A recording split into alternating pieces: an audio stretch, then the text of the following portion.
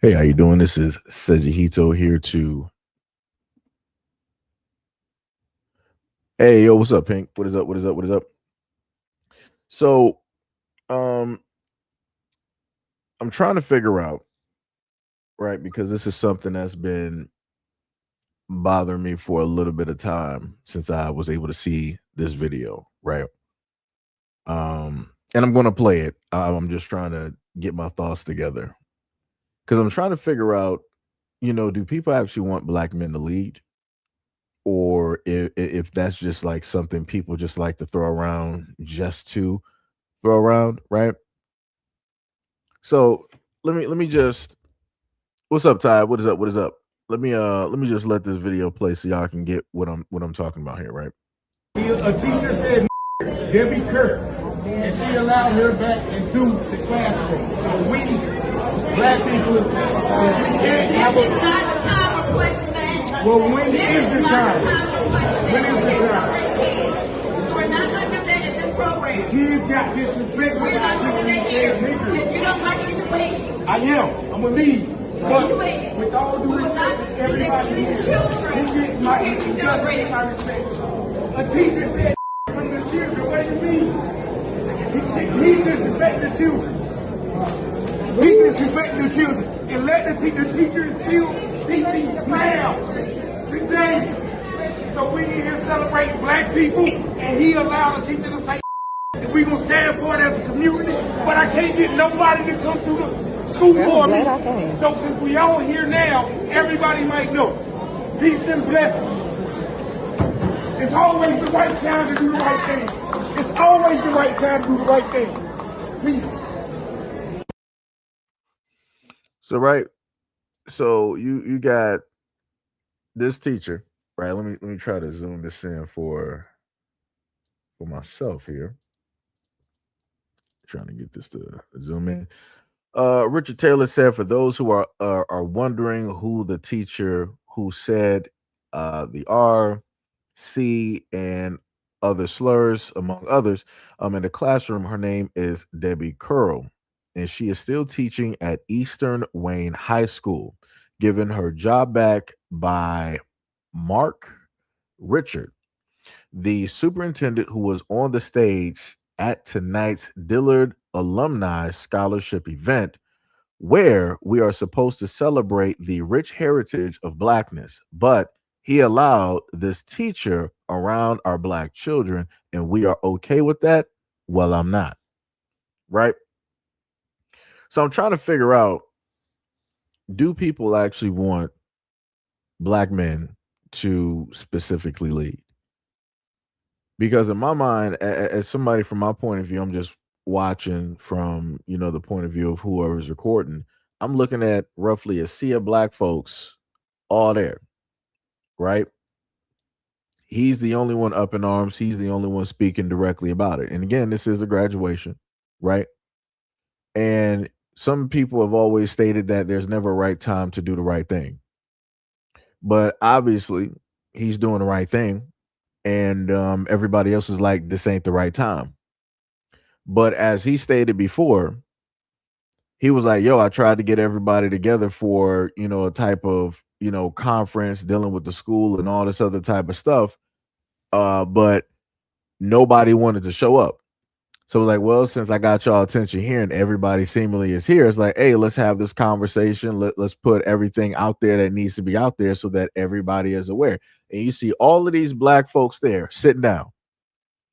And in my mind, I'm looking at this. I'm like, for all of the black folks there, both men and women, the only thing that you're telling your kids is that it's okay for somebody to disrespect them. It is a-okay for any and everybody out here to call you directly out of your name. You just sit there and you just take it. Because I want people to remember, however the parents react, that's how the kids are going to react. And if the kids are watching their family and their parents act in this certain type of way, then guess what? Ain't nothing gonna happen. Nothing is going to happen. Nothing is going to take place. Nothing is going to change. That's also telling those kids that, hey, if there comes a moment in time that you're in college or you're in corporate or you're in real world settings and somebody, happens to perform this exact same action, you just sit there and take it. You don't respond, you don't speak up, you don't bring notice about it, you don't say how it was wrong, you just sit there and you just take it. Because that's what I got directly from it. That's what I'm looking at. All of these sea of black folks directly. He's the only one speaking. He's not getting no type of support. You got I think it was a black woman directly up there. She was like, "This is not the time. This is not the time to sit up there and talk about this." But when he wanted to bring it to y'all privately, y'all was really acting obtuse. Y'all didn't want to have that conversation. Y'all wasn't trying to do, any of that type of stuff at all, which to me is drastically crazy. But again, people always try to utter the words of like, yeah, we want, you know, uh black men up here to lead and all this other type of stuff. You got I'm guessing he's a family member or he's a black father, and he's speaking up not only for either his family or his kids, but he's also speaking up for the other kids directly out there, because there should be no reason at all that a white teacher decides that she wants to utter any type of racial slurs directly to any child and then they're still allowed to teach. They're not getting reprimanded. They got their job directly back. They still have their license or whatever it is that it takes for them to go out there and teach. She should be stripped of every single thing. She should be stripped of every single thing. But like I said before, um, my main thing is this is why for a lot of those in the black community that normally say that yo, black men don't do this, black men, this is one of the main reasons why black men don't move. This is one of the main reasons. Like I said, everybody always states that they want black men to pull up to the scene and be a superhero, to do this and to do that. But the moment in time that a black man shows up on the scene and he decides to do what it is that people tell or state that he should do, this is the reaction. And that's crazy to me. A wrong was committed by way of a white teacher, and she's still allowed to teach. She still has her license to teach. She ain't been fired at all. And like he said before, he was like, yo, respectfully, it's like, hey, I had to do it this way, because ain't none of these people, best believe, I believe him 100%. I'm looking at all of those faces there, and I could sit up there and say, even without being there, I know for a fact that those people was not trying to break their necks to go have a conversation with him and to be made aware that a white teacher was stating racial slurs directly to these students, or better yet, as he stated, use a racial slur towards a black student. That's crazy work. But I know we got a few people that might not know specifically what the video I'm referencing, so let me just play this again so people can catch up real quick. A teacher said Debbie Kirk, and she allowed her back into the classroom. So we, black people, can't have It's not the time of question that. Well, when is the time?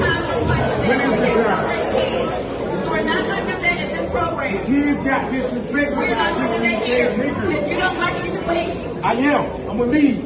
But You wait. with all due respect, everybody here, Children. he gets my You can't be celebrating. my respect. A teacher said from the children, what do you mean? He disrespected the children. He disrespected the children. And let the teachers still teaching now, today. So we in here celebrating black people, and he allowed the teacher to say and we gonna stand for it as a community, but I can't get nobody to come to the school board meeting. So since we all here now, everybody might know. Peace and blessings. It's always the right time to do the right thing. It's always the right time to do the right thing. I just want to say every single black adult that is within range that heard this man speaking, every single one of them is weak. Every single one of them. Like it's a very tiring thing. Like I said before, let me just repeat this again, because I'm probably, hopefully I said it directly in the video I recorded for this. But this is again one of the many reasons why it is, and this is, I promise you, as somebody out there on social media got a platform that's a black male, they're going to use this as a clear-cut example of why it is that black men don't move. Why it is that black men aren't getting up and doing this and that and everything that people want them to sit up there and do. This is going to be a prime example of a black man standing up He ain't doing it for himself. He's doing it for the kids. The kids can't really speak for themselves, because if the kids speak up, they can get reprimanded. Oh, we're not going to, because you brought awareness directly to this situation, and the media and attention. We're not going to allow you to walk across the stage and yada yada. Right? Schools will be petty, and they'll do stuff like that. So instead of a student doing that, you got this black man that stood up and did it. So don't none of those kids have to take the heat from it. He's going to take all the heat. And what does this black man get directly for that? Nothing. He gets told by some random black woman up there on stage, this is not the time, this is not the place. If you don't like it, leave. So I want people to also understand this. What you heard directly from that woman on stage, basically saying so many words, is that we're not going to deny that this white teacher said a racial slur directly to a black student. We acknowledge that, we hear that, and we're basically okay with that. But what you're not going to do is you're not going to do this right now. So you can leave. This is how I sat up there and told y'all before that these schools don't care about the students. And especially if you got somebody black there, 9 times out of 10, they're directly with the system. They're going to side with the system. They're going to side with those who are paying them, who are signing their paychecks. That's it. Like I said, it's crazy to me. This is what it's like to be a black man in the United States. You want to stand up and do something? Your people ain't going to be behind you. They're not going to support you. They're not going to respect you for it. They're not going to back you up. Like I said, every one of those folks sat there in silence. Let me put it in a better perspective. I'm pretty sure back in the days of let's say like the civil rights and the Black Panther Party, I'm pretty sure at graduations and whatnot, they had some type of protest or whatnot or whatever, and everybody knew what time it was. And the kids didn't feel a certain type of way, and the parents didn't feel a certain type of way, because they already knew what time it was and how it is that everybody should be moving directly as a unit. But now we're living in a time frame where everybody's like kumbaya, hakuna matata. Everybody's living in this time frame where they're trying to go back to the MLK days of little black boys and little white girls, and little black girls and little white boys to go hand in hand and da da da da. Let freedom ring and all that other type of good stuff. They're trying to go through all of this other. This ain't the time. It realistically wasn't even the time back then. And here we are in a day in the life of our Lord and Savior. 2026. Black man standing up, trying to bring awareness, trying to perform that leadership role in the community, and he gets nothing. And I'm pretty sure somewhere out there, somebody will be like, "Well, maybe if a few more black men would have stood up as well, then people would have followed them, and then no, it doesn't matter." And I keep saying this: it don't matter how many black men stand up. It don't matter if you got 100 million black men stand up. It still ain't gonna mean nothing, because realistically, in order to move or to have anything happen, you realistically need a community behind you. You need some type of support. This man did that by himself. You saw other men directly there. Some of them just look completely straight ahead. I'm just staying focused directly on the. Like I said, I already know what time he on. Like I said, all this is telling me again is that for all of these folks directly out there, if any white people in a corporate setting, business setting, job setting calls them the N-word or whatnot or whatever, they're just going to let it happen. And they're teaching their kids to just let it happen. That's some crazy work. That's 100% down. Like I said, I would expect stuff like this from foreigners, from people of other countries where they're like, well, I don't really understand or know about that word. I don't care about the word because it has nothing to do with me or my people. I would completely understand that. But we're not dealing with foreigners here. You got quite a bit of black Americans directly in that crowd. And ain't nobody sit up there and move. Ain't nobody even want to question. Crazy work. So like I said before, and now, sit up there and state it again. I'm just trying to figure out, because I'm trying to really get some things together. Because I'm like, do people really want, at the end of the day, black men to actually lead? Because the funniest thing is that normally whenever these conversations come up about leadership roles and all of this other type of stuff, I would normally have some of the women in the background who normally want to rah rah rah. They would pull up to the scene and always want to, state some things, but like, oh well, maybe if the women and the children in the community wouldn't be like this, if black men would do X, Y, Z. I'm like, where y'all at? I'm like, out of all of the times, and this is what I be telling people, out of all of the times that people can show up and really start rah rah rah and talking, this will be one of those times we can really have that conversation. But it's like the moment in time you really want people like that to show up don't exist. Don't be happening. And I'm like, that's wild. Any other live stream I've done, I've had some rah rah rah and all this black men, this and black, but now nothing. Complete silence. Like I said, it's crazy. And this is a Friday too. this is on a Friday too, so I know people got free time. But like I said, man, this is just it's just crazy. This by itself. I think this is probably going to have me mad for like the rest of the day. Just watching this video and seeing how you got those in the black community really moving out here. This is another reason. This will also showcase the fact on why it is that we don't have progress in the black community as well either. And this is also the reason why the black community hasn't seen a lick of reparations as well either. Because just like you got all of these folks sitting down, you got too many sitting down when it deals with the Democratic Party and really trying to shake some trees and get that money going. Because you saw what the Trump administration did. He came directly through. And he was like, hey, my work ain't done yet. I'm about to sit up there and give white people some good money. We got 1.8 billion sitting in the background for you. Here is reparations for the whites. And like I said, I don't happen to see where I don't see the black Democrats really talking.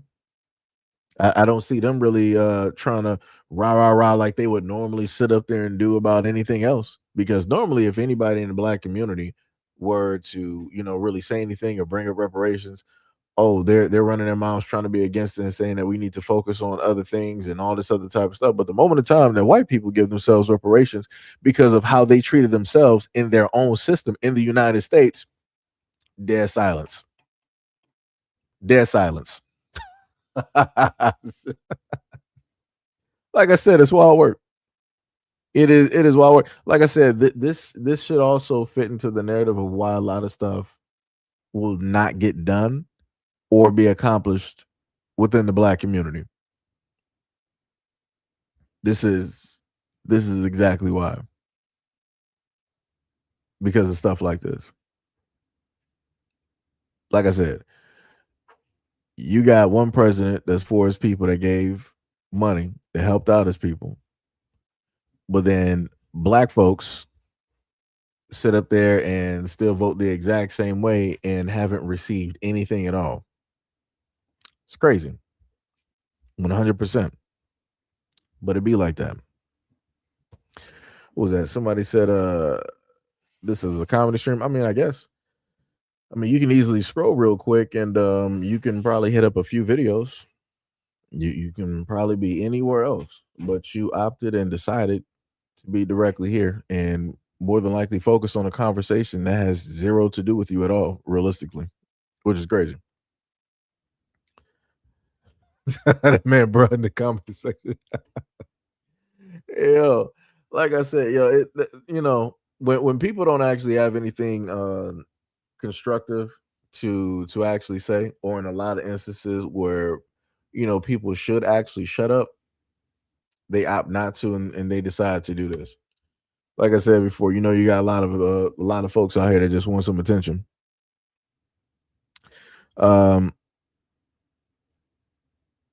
You said what? Democratic plantation always, but the thing. Okay, so let me break this down real quick because I already see where this is going. I feel like I got to do this again. Okay, so I don't care if you're a Democrat or Republican; they're both a part of the exact same demon. The only thing that you vote for is which demon is less evil. or is lesser of the two evils. That's all you're doing. If you're Democrat or Republican, you're voting for the exact same poison. You're just voting on, do you want the poison slow, or do you want a whole vat of poison so everything can just happen quickly? That's all you're doing. That's that's all you're doing. If you really think that the government actually cares anything about you as a human being, you are lying to yourself. You're living in your own fabrication because the lie is more comfortable and palatable than the truth. Like I said, what did they sit up there and do before they had the whole thing dealing with the chips and everything of the sort? They were signing some things directly in government with AMD and all this other type of stuff, and then they started opening the floodgates on whatnot or whatever. Like I said, it's a whole bunch of nonsense happening directly out here. And again, you still got people like, oh yeah, the Democratic plantation, rah rah rah. Well, it's y'all both drinking poison. How about that one? Y'all both putting yourselves right next to radiation, and y'all both getting cancer. One is just getting it slower, the other one is getting quicker. So instead of being at stage, one person at stage 1, you're at like stage 5. There is no stage 5, but you're at stage 5. Like I said, it's crazy. We're not dealing with sports teams. We're not dealing with sports teams out here. We're dealing with like real life, talking about politics, talking about wealthy elites that are running this corporation, aka America, and you sitting up there picking the side of the rich. What? I mean, they're both rich, but like I said, man, at the end of the day, and just like I brought up in the previous video, I'm not sure if I might have put that directly out there to y'all. When it deals with DEI and affirmative action, um, how it is that white men's getting accepted or going directly into college has been affected as well, because they've stated specifically that you have more women that go directly to college and also apply. So in the colleges, mainly what they were trying to do was specifically get more male enrollment, right? So again, when you think about affirmative action and DEI, you're going to get those, you're going to try to get those in there that are not really represented as they would want them to be.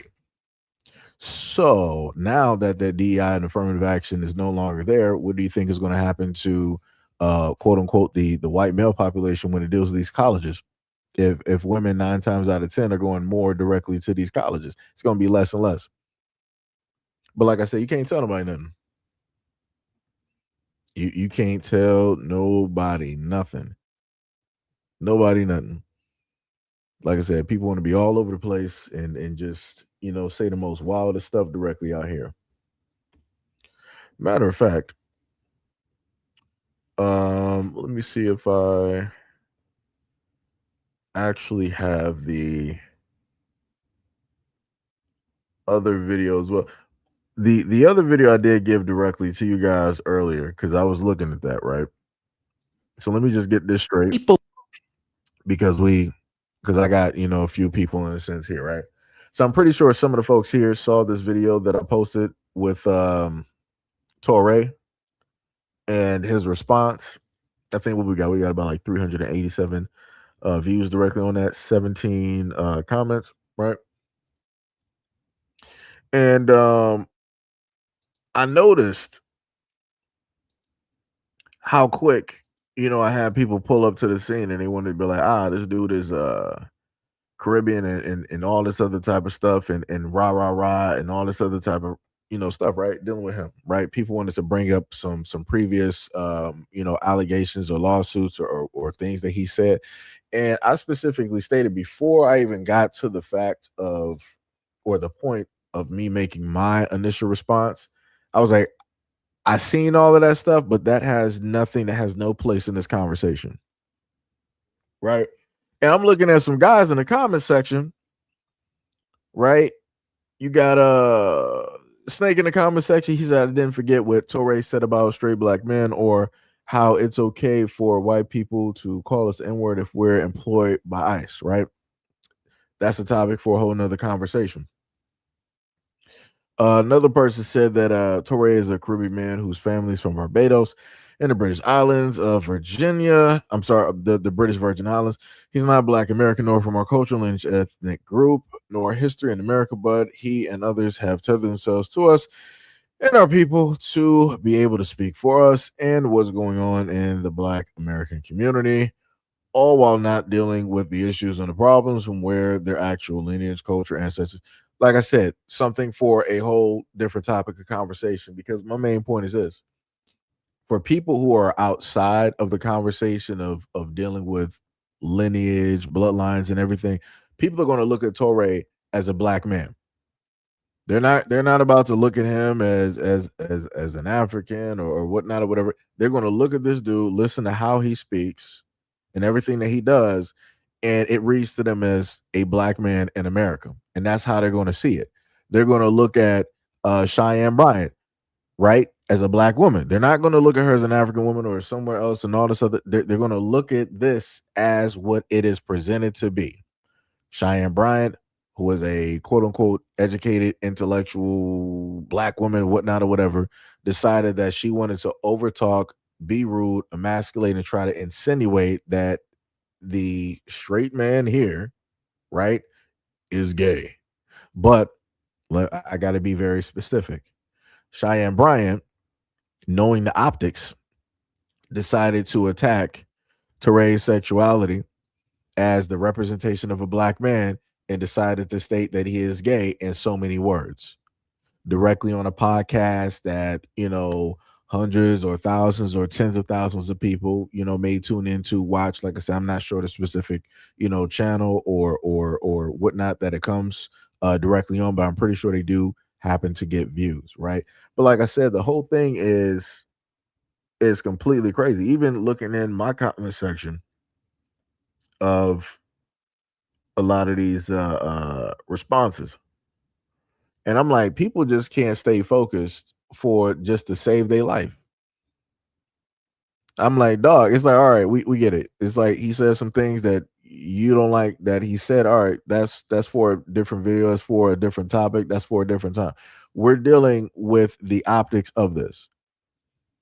And it's like people just don't even want to stay focused. It's like, I hear what you're trying to say, but no. This dude is this, that, and the third. So what?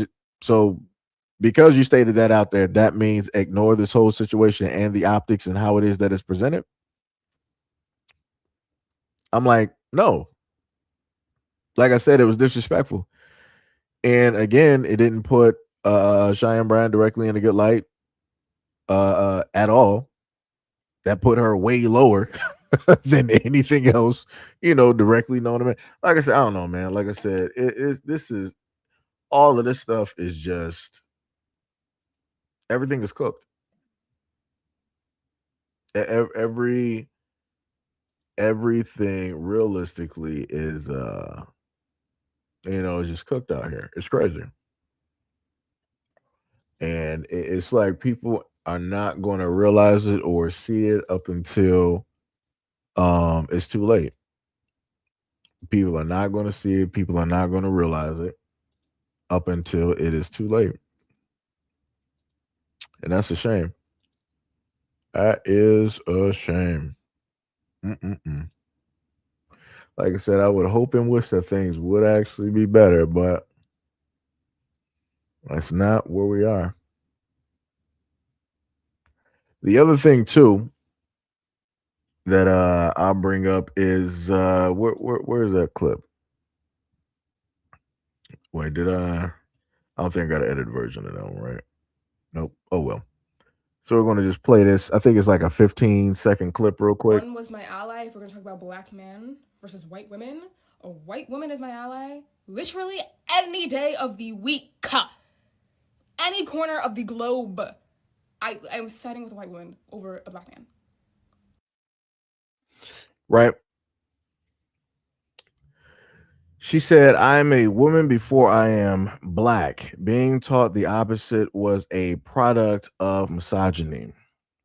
So obviously we know you can just tell you obviously know that this is an African woman or a woman from elsewhere. She specifically stated that she is a woman first before anything else, and that she will always view a white woman as her ally.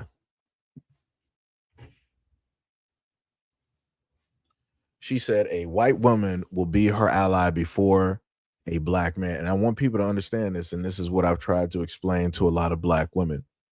You have a lot of women out here that are like this, that are not you. And they will spread this type of rhetoric because they've studied you and they've understood the type of rhetoric that is in a sense used. They understand that black women in the United States have certain types of sentiments and feelings, negative feelings about black American men. So because of that, it's easy for them to come directly in, dress like, talk like, emulate, cosplay, and then repeat the exact same verbiage. Now, I want you to also understand that she's the type to never really speak on the men of her community like that, but she'll make sure to sit up there and talk about black men. Whenever you hear African women saying black men, they're talking about black American men. Because never at a point in time in my life have I ever met an African that has sat up there and stated that they are a black man. They said that I'm a proud Sudanese man, I'm a proud Kenyan, I'm a proud Cameroonian, I'm a proud Nigerian, right? Um, or wherever else that they are from. Right. The same thing with those from the islands. I'm a proud Jamaican, I'm a proud Caribbean, I'm a proud what else? St. Lucian or whatnot, right? Wherever it is that they're from, they will state that they are proud to be that. That is them. That is their representation. That's what they call themselves. They do not walk around every single day of life calling themselves black men. And they do this type of content in order to get more likes, more followers, specifically from black women and others who have the exact same sentiments when it deals with black men as well. And this is why I told people before, if at any point in time folks wanted to really start getting like famous and they really wanted to start moving, all you have to do is take the talking points of black women and deliver those directly back to black women. And also state that you hate black men. That's all you got to do. It's the easiest come up to ever exist. You can't do now. No, you can't do this with any other group of men because it's not profitable. You can't do this with Italians. You can't do this with anybody from South America. You can't do this with Mexicans. You can't do this with Indians, right? You can't do this with white or European men, Australian, Asian. You can't do this with any other group of men. This is only profitable if you do this solely with black American men. And this is why, in a lot of instances, you will hear black American men state that they are the most hated group on the planet because they are. And that hate is profitable. That negativity about black American men is profitable. This is why people could just get, famous online for doing any and everything. All you got to do is just it's wrapped around negativity dealing with black men. Bow. You got subscribers. You got donos, you got followers, you got this and you got that. Like I said, it's crazy work. It is 100% crazy. Somebody says she's not FBA. You said no, everyone is using black women, beating down on them. There's plenty of black men worshipers online. Who specifically are you talking about? You're talking about the few far and in between videos that people use to highlight to say some stuff. If you think about stuff in general, nobody has really anything to say positively when it deals with black American men. They don't. Like if we're just going to be honest directly about it, right? Even groups who you state are worshiping, quote unquote black men, they will acknowledge how intelligent and smart black women are. You're not going to hear those exact same people try to sit there to say that black American men are smart and intelligent and got degrees and got businesses and got money and got this and got no, they're not going to do that. Trust me. Trust me. Like I said, I even saw it was a video where a black dude, I'm pretty sure everybody has seen that video by now. Video of a white woman and a black dude in a car. And it was on the whole spectrum of who has, like, in a sense, wealth I guess when it's like socially. And the white woman, she was like, yeah, it was like, dating you, aka black guy, I don't get anything from you. Social standard wise, there's nothing that I gain from actually dating you. You can't offer or give anything to me as a white woman, right? Versus when she stated if she dates men of other races, especially if she's a white woman dating white men, then it's like, all right, she's going to get something directly from that. You said no, the hate that black women receive is crazy. White women make videos on black men, and black men love it, no matter what they say. Um, I'll put it to you like this, right? Let me just so people know who I'm responding to, right? The problem with your optics, right, is you're looking. Are you male or female? Let me know. Let me know because I, just gotta know real quick. Because it's crazy to have those optics when it seems as though those are the only videos that you just so happen to find, because just like people can find the videos or research the videos of a lot of these women saying positive things, I can also research and find, if I already haven't, I can showcase the videos of those exact same women of those ethnicities talking down directly on black men or using racial slurs or racial jokes. So, like I said, when you look at a lot of these soccer players that are quote unquote highly melanated, in some instances, people would say black, and they're playing for these soccer teams around the world. We're not talking about black women. Those guys are getting banana peels. They're getting the monkey and the gorilla noises. They're getting all types of racist chants and slurs yelled directly at them on a world stage. That's not happening to black women. Let's just get that very straight. Let's like I said, it's one thing to get some negativity. It's a difference when you're on a world stage and you got groups from varying different countries yelling racial chants because of your skin color and you being a male. Like I said, we're not talking about female soccer teams. We're talking about male soccer teams. We're talking about the greatest majority of the population in those stadiums are males from around the world, and all of them magically know a racist chant. They know these slurs. They're doing this and they're doing that. Like I said, it's profitable. I'll put it to you like this, right? To just me. I'm not sure because I don't know specifically, where you may be from or what types of media you may ingest. Tyler Perry made money off of selling black women negative stories about black men. And that's a fact. Tyler Perry would not be who he is at this moment in time. He would not be as famous as he is if it wasn't for the fact that he could spin and throw in negative stereotypes about black men. Black women would not be going to Tyler Perry plays throughout decades for 10, 15, 20 years. They wouldn't have rewatched those plays directly on bootleg VHSs and DVDs.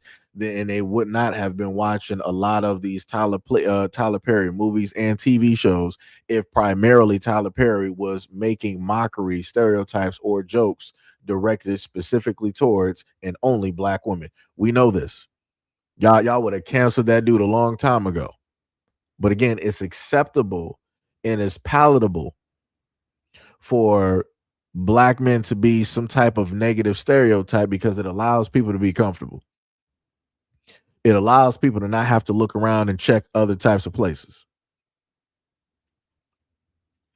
Wait, Vincent said it takes a lot of those. I love black men with extreme grains of salt. Yeah. Like I said, I'm a black man all day, every day. And I look at those videos, I'm like, okay. I'm not feeding directly into that. It's like, nah, it's like that's a fool's errand at the end of the day. Because like I said, it's easy to I put it to you like this, right?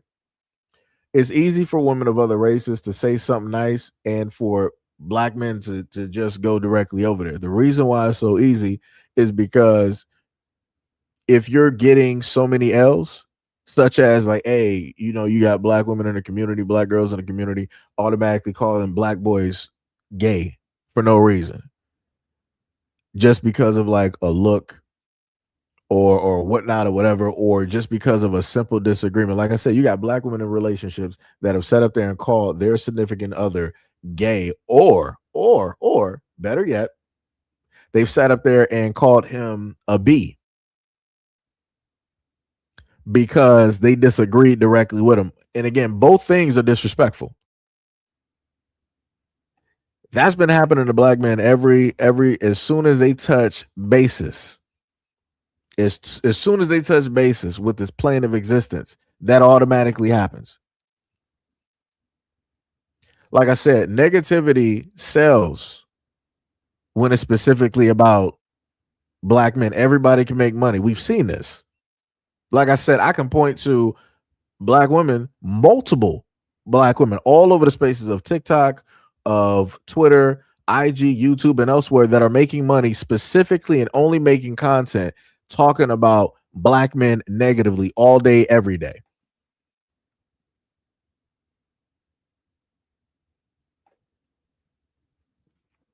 Just me said, we can't stand toilet paper.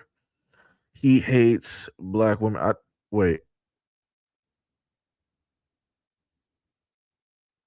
Who are you talking? Okay, I think I get what I think you're trying to speak in code on that one. Okay. I guess you're saying like Caucasians.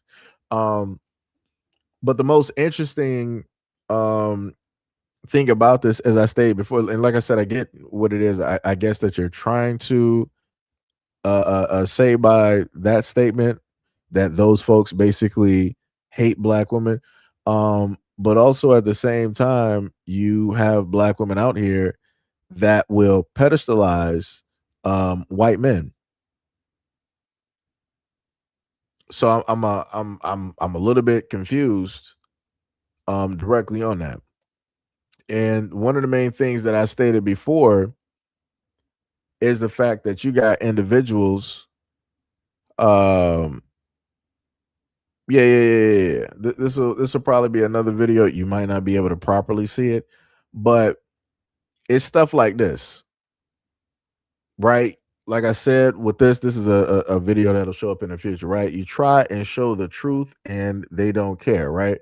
So within this image that and I'm talking about to, hey, what's up, Tippy? What's up, Vincent? What's up, Hack? What's up? And what's up, Christine? What is going on? So to just me, right? You see this image directly in front of you, and what it basically states, let me see if I can go back and highlight because I got to read it as a close-up.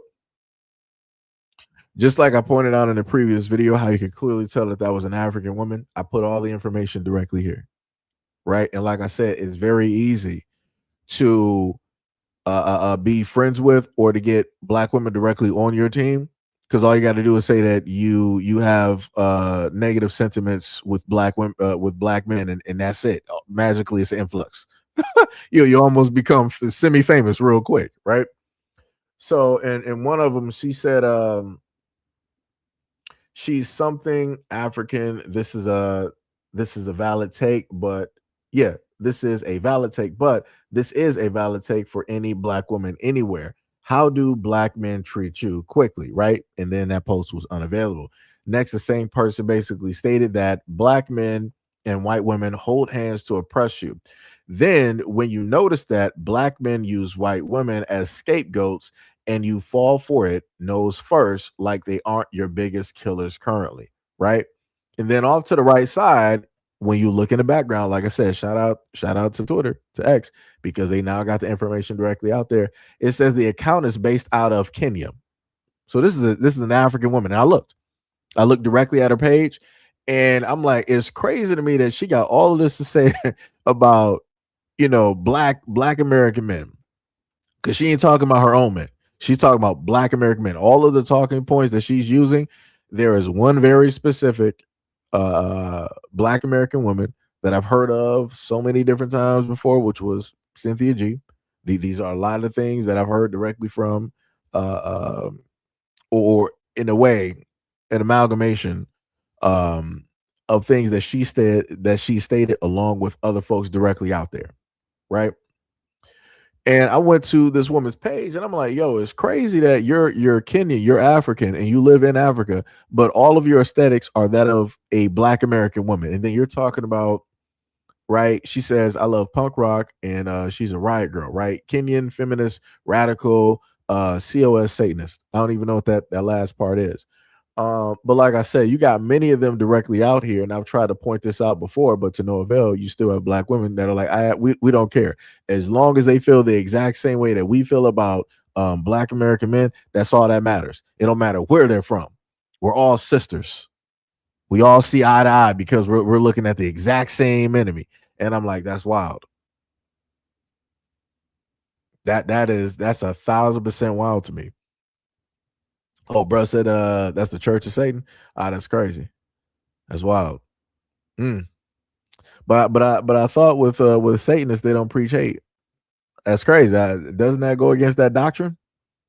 Because I could have sworn the last time I checked, the last time I heard Satanists speak, they talk about openness and love and people just being humans and not judging and allowing people to, find the church of, Satan themselves. They're not about trying to push that directly on people like you see with a lot of other religions and yada yada yada and all that type of good stuff, right?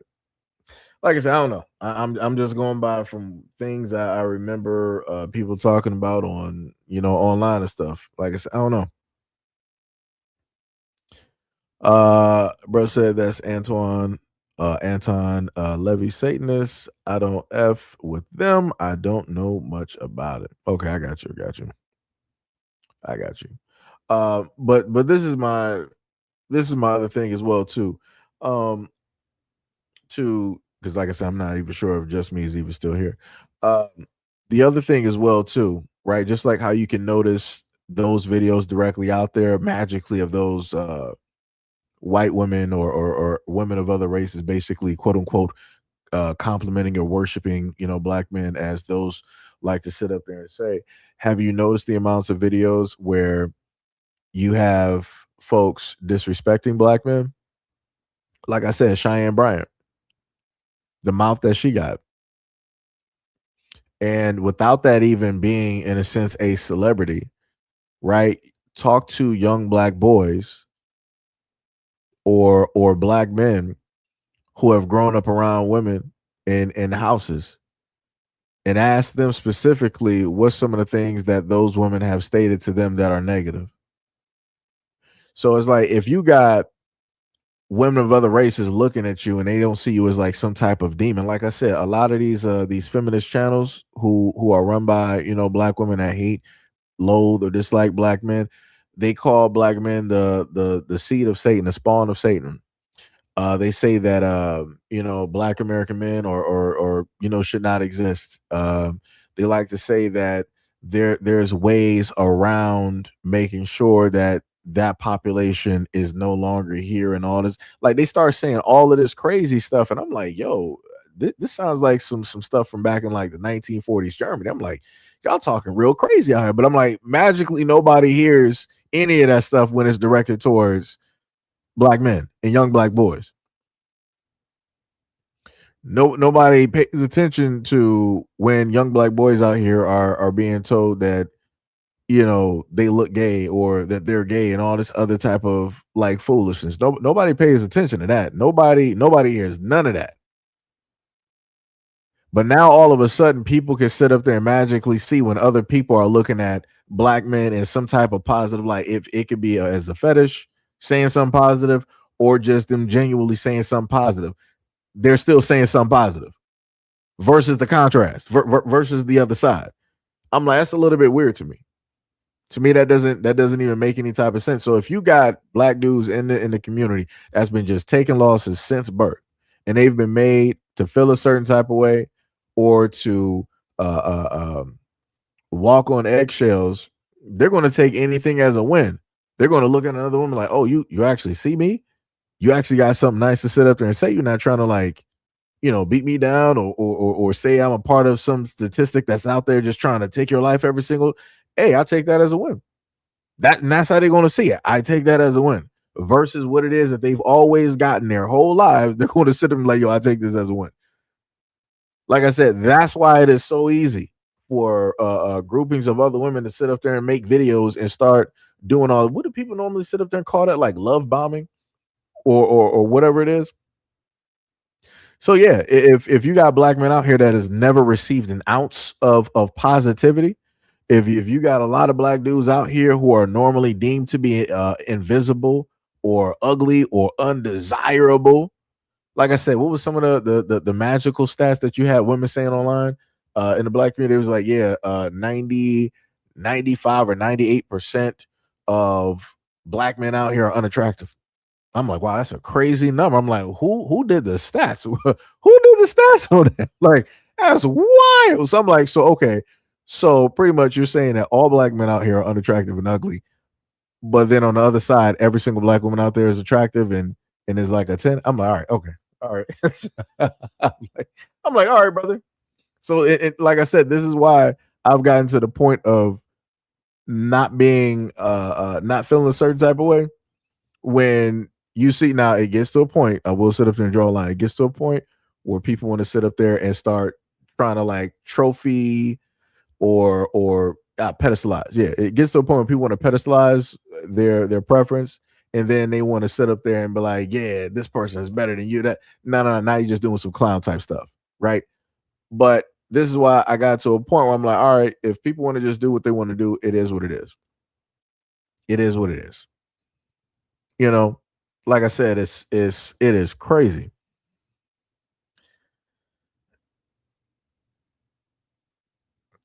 That is crazy. Why, Tippy? Lord have mercy.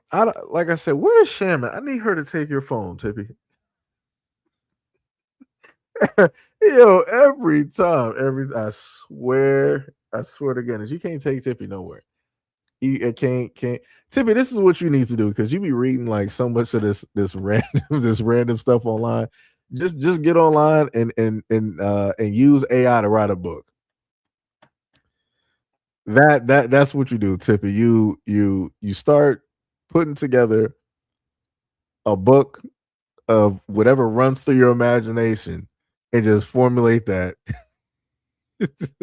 Just formulate that into a story, into a book, and just have that directly out there. Make a front cover. Of course, you can't be making graphic stuff, Tippy. You can't have front covers looking crazy. Make a normal front cover. Because the way you sit up here talking, I know the front cover of that book would be looking crazy. Make a normal front cover and just have that book out there and there you go. There you go. But I'm gonna be real, Tippy, the book that you could potentially make. I'm just gonna be real with you. And like I said, people are gonna disagree. You would have to market that book towards women of other demographics. I'm just gonna be honest with you, Tippy. We're in 2026. You making a book, talking, and you're gonna have to, potentially change who the woman is in that book. I'm just gonna be real. If you're really looking for sales, this is just me being just stone cold honest. Because like I said, I do believe in all black everything. Hey, sit up there and sell directly to you. I'm just gonna be honest. This is a story dealing with black men in a certain type of light. Yeah, you're gonna have to write this book a little bit differently to make money and to sell it to another demographic.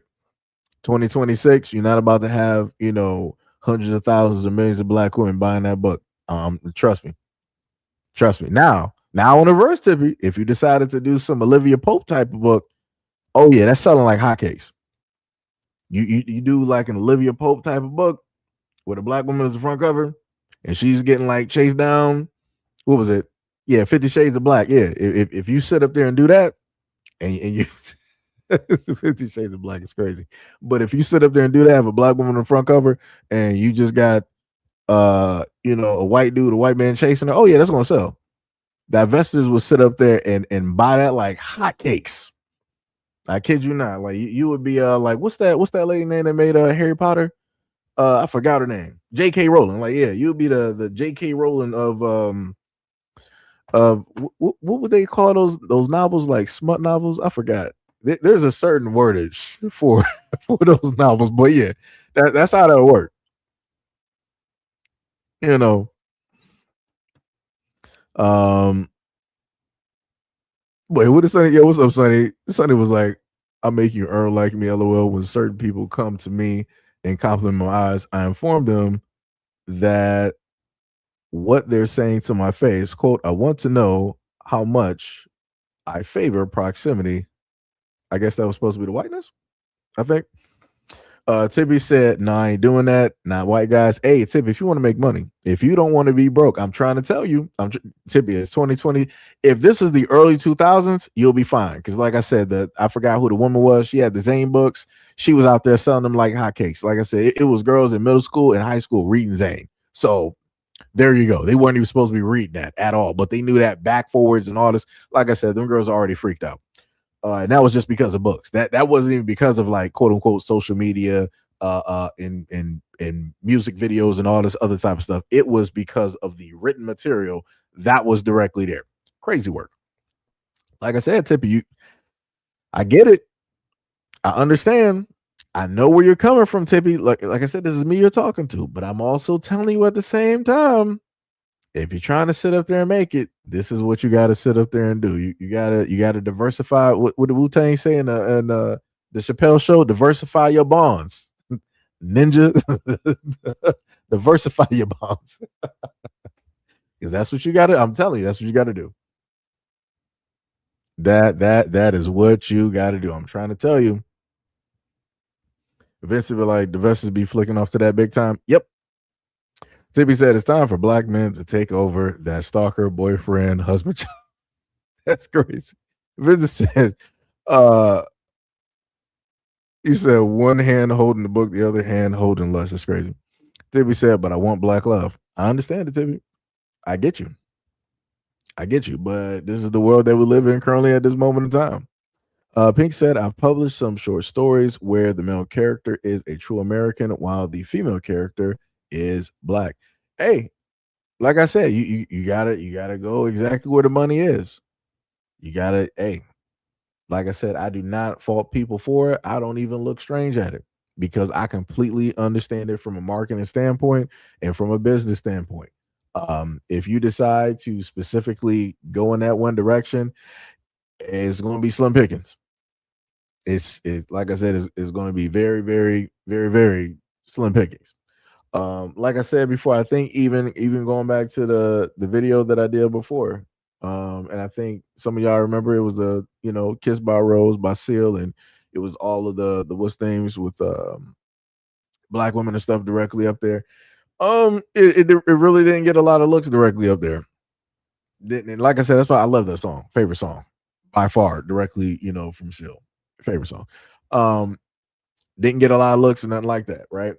But then if I happen to bring up stories where you got black dudes with white women and something went wrong, I got, during past time frames, tens of thousands of views, hundreds, if not a couple thousand comments directly in the comment section. And I'm like, that's weird. Because I'm looking at who's commenting. I'm like, but didn't I just gave a solo video, a whole dedication video, and nothing? I was like, I ain't get nowhere close to that type of energy. But like I said, the opposite sells. The opposite sells. Like I said, look at the marketing, right? Look at the commercials. Every single time you happen to see a commercial. Now, this is away from the previous conversation that we had directly up there. But when you look at marketing, like I was telling y'all before, what do you normally see the people out there marketing doing? They're sending out two messages, right? They're putting out what they want the future to look like on purpose, and then they're marketing to who is here presently, right? So if they're doing marketing dealing with interracial relationships, you're going to primarily see what? Black men with a white woman. You're going to see black women with everybody else but a black man. That's normally how the marketing has been going for like for the last 10, 15, 20, 30 years. Like I said, I've paid attention to these commercials, and I've noticed how specifically and strategically a lot of these corporations make sure not to have so many videos which will show black love. That will show a black man with a black woman. They're married. They got a family and kids. They got a nice house. They got a nice car. They're not trying to put any images up there that's reflective of like a different world or a Cosby show or anything that would be considered black love or black positive. right? But if they do want to show love and they want to show black people loving, they're going to make sure to show black people loving everybody else but themselves. Like I said, it's done on purpose.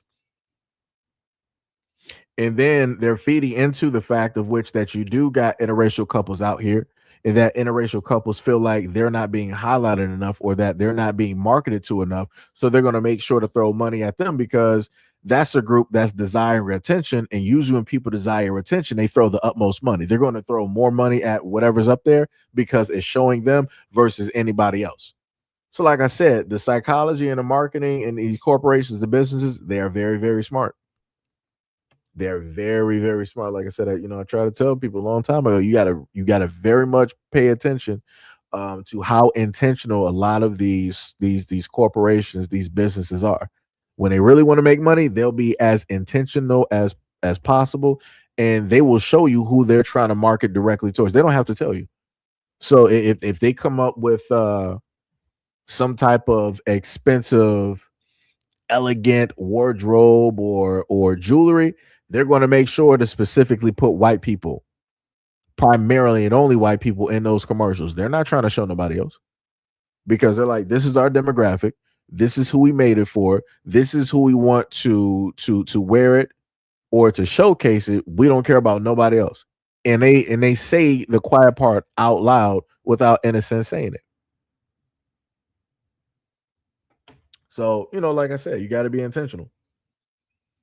Like I said, if you making so Tippy, if you trying to make or formulate a book, you got to be intentional about who your demographic is, about who you're specifically trying to capture. When it deals with sales and everything of the sort, you have to do it with intent. Of course, it could be something that you love doing, or you're just doing it for fun or whatnot, or whatever. But the end result is, of course, is that sooner or later you would hope that it would get famous enough or acknowledged enough where you can sell some copies and you may be able to write a series or something like that. You know. Um, let me see.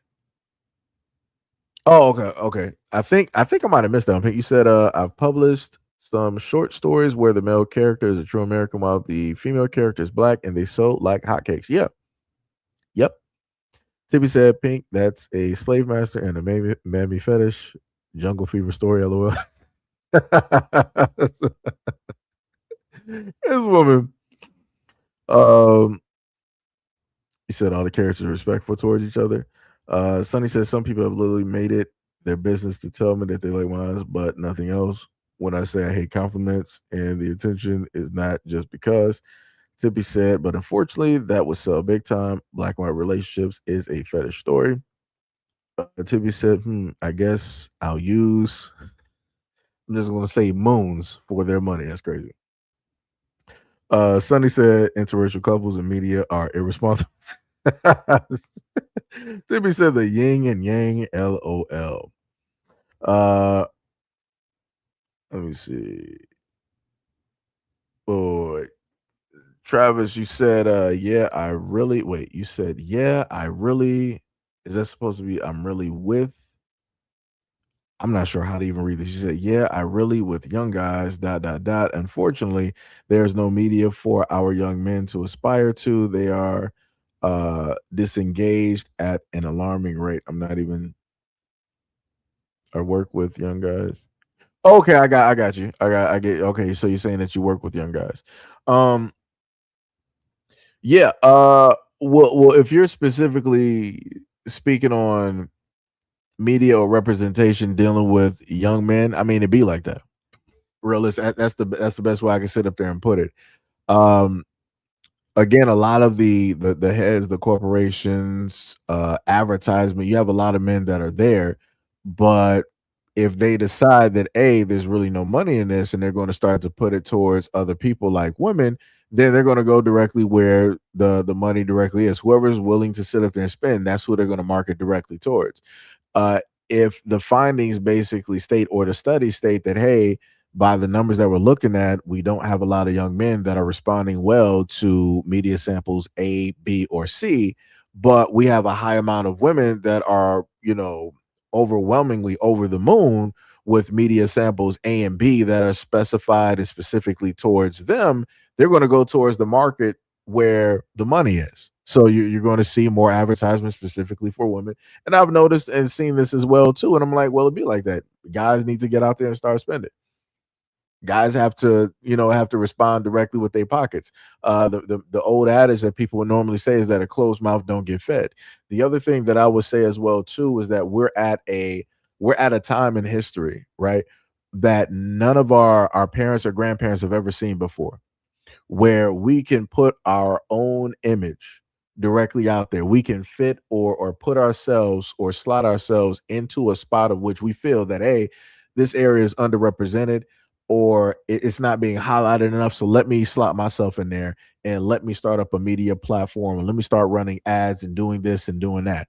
At no other point in time in history could our parents or grandparents do anything like that. They could never even imagine anything like this.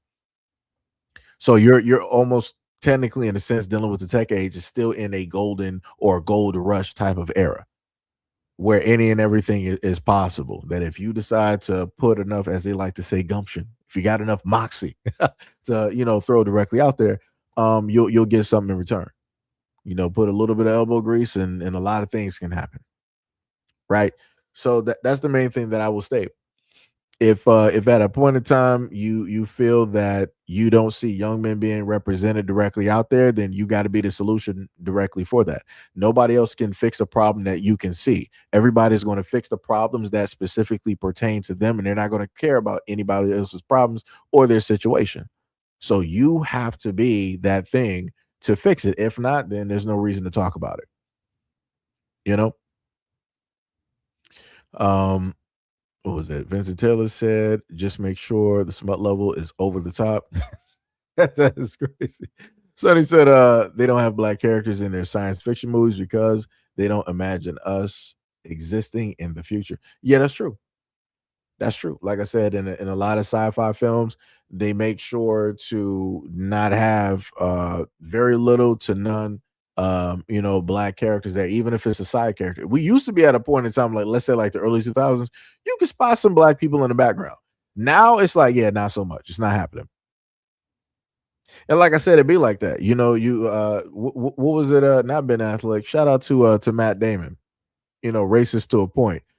He stated himself in an interview that everything in front of the camera can change except who's behind it, meaning that white men should always be behind the camera, the ones to write and to point and to make the narrative. But everybody else in front of it is completely fine. Like they can be blue, green, purple, yellow, invisible. They can be whatever they want to be, except for who is in that director's chair, except for who the writer is.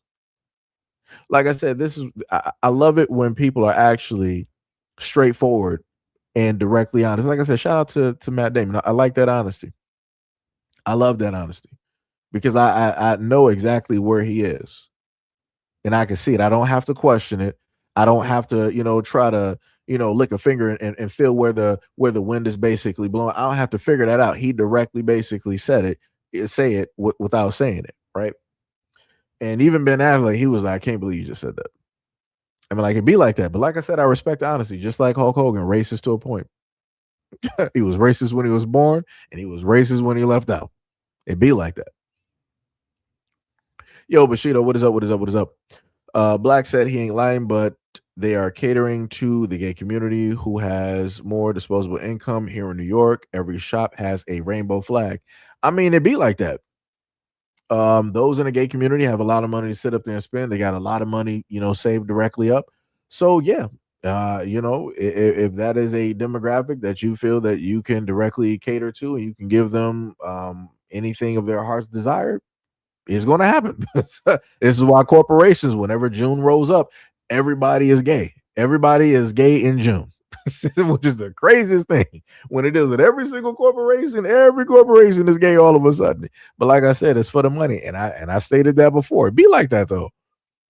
It'd be like that, and I'm pretty sure that a lot of those in the gay community know and understand it. But it's like, hey, we're getting some positivity somewhere, so we're going to throw you some dollars. Hey, it'd be like that. Like I said, like I said, I do not fault the businesses for doing it. I don't. It's a very strategic money move.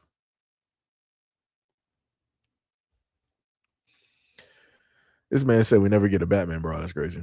He said tampons could be blue. Timmy said I watch Grindlock on Instagram. Dark smiling character, black men fighting for black people. Check him out on Instagram. I think I might know what you're talking about, potentially. Maybe. Bruh said blue tampons would be pretty. LOL. Travis said, yeah, I agree. I guess it's hard to create the new idea. Growing up in the 90s with pro-black media, it's hard to fathom a generation of young black men who will never see any of it. Well, within that one response, you have your answer. Like I said, the craziest part is because how my mind works. The craziest part is I completely read your response, and I can see at least 5, close to 10 things that you can do, media related wise, just with that one thing that you stated. And that's why I said a lot of times that if people actually look at or hear themselves speak, they will get the answers. Like, you already know what the answer is. It's basically there. It is directly from the first response all the way down to your second response, talking to Travis. You literally have everything there within both responses that lets you know what it is that you need to do and how to go about it. Because I can see it automatically right now. But like I said, it's a difference from me saying it versus you saying it. It's a difference between me having, energy for it versus you having energy for it. Now, again, I put it to you like this, right, Travis? Maybe you might be a person where you're very good at ideas, but putting action, directly to it, you may need somebody else to sit up there and do it. So this is maybe when you might need to get somebody like-minded. So right, you're good at the blueprints for it, the doing the architecting, Bob Ross type of deal.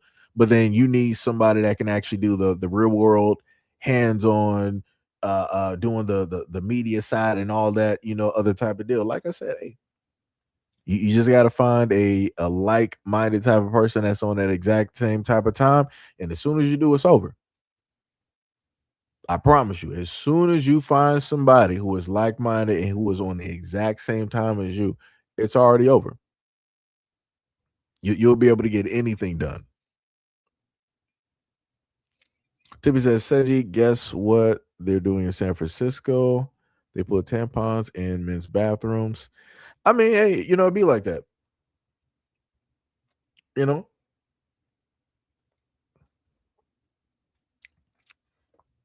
I'm waiting for me.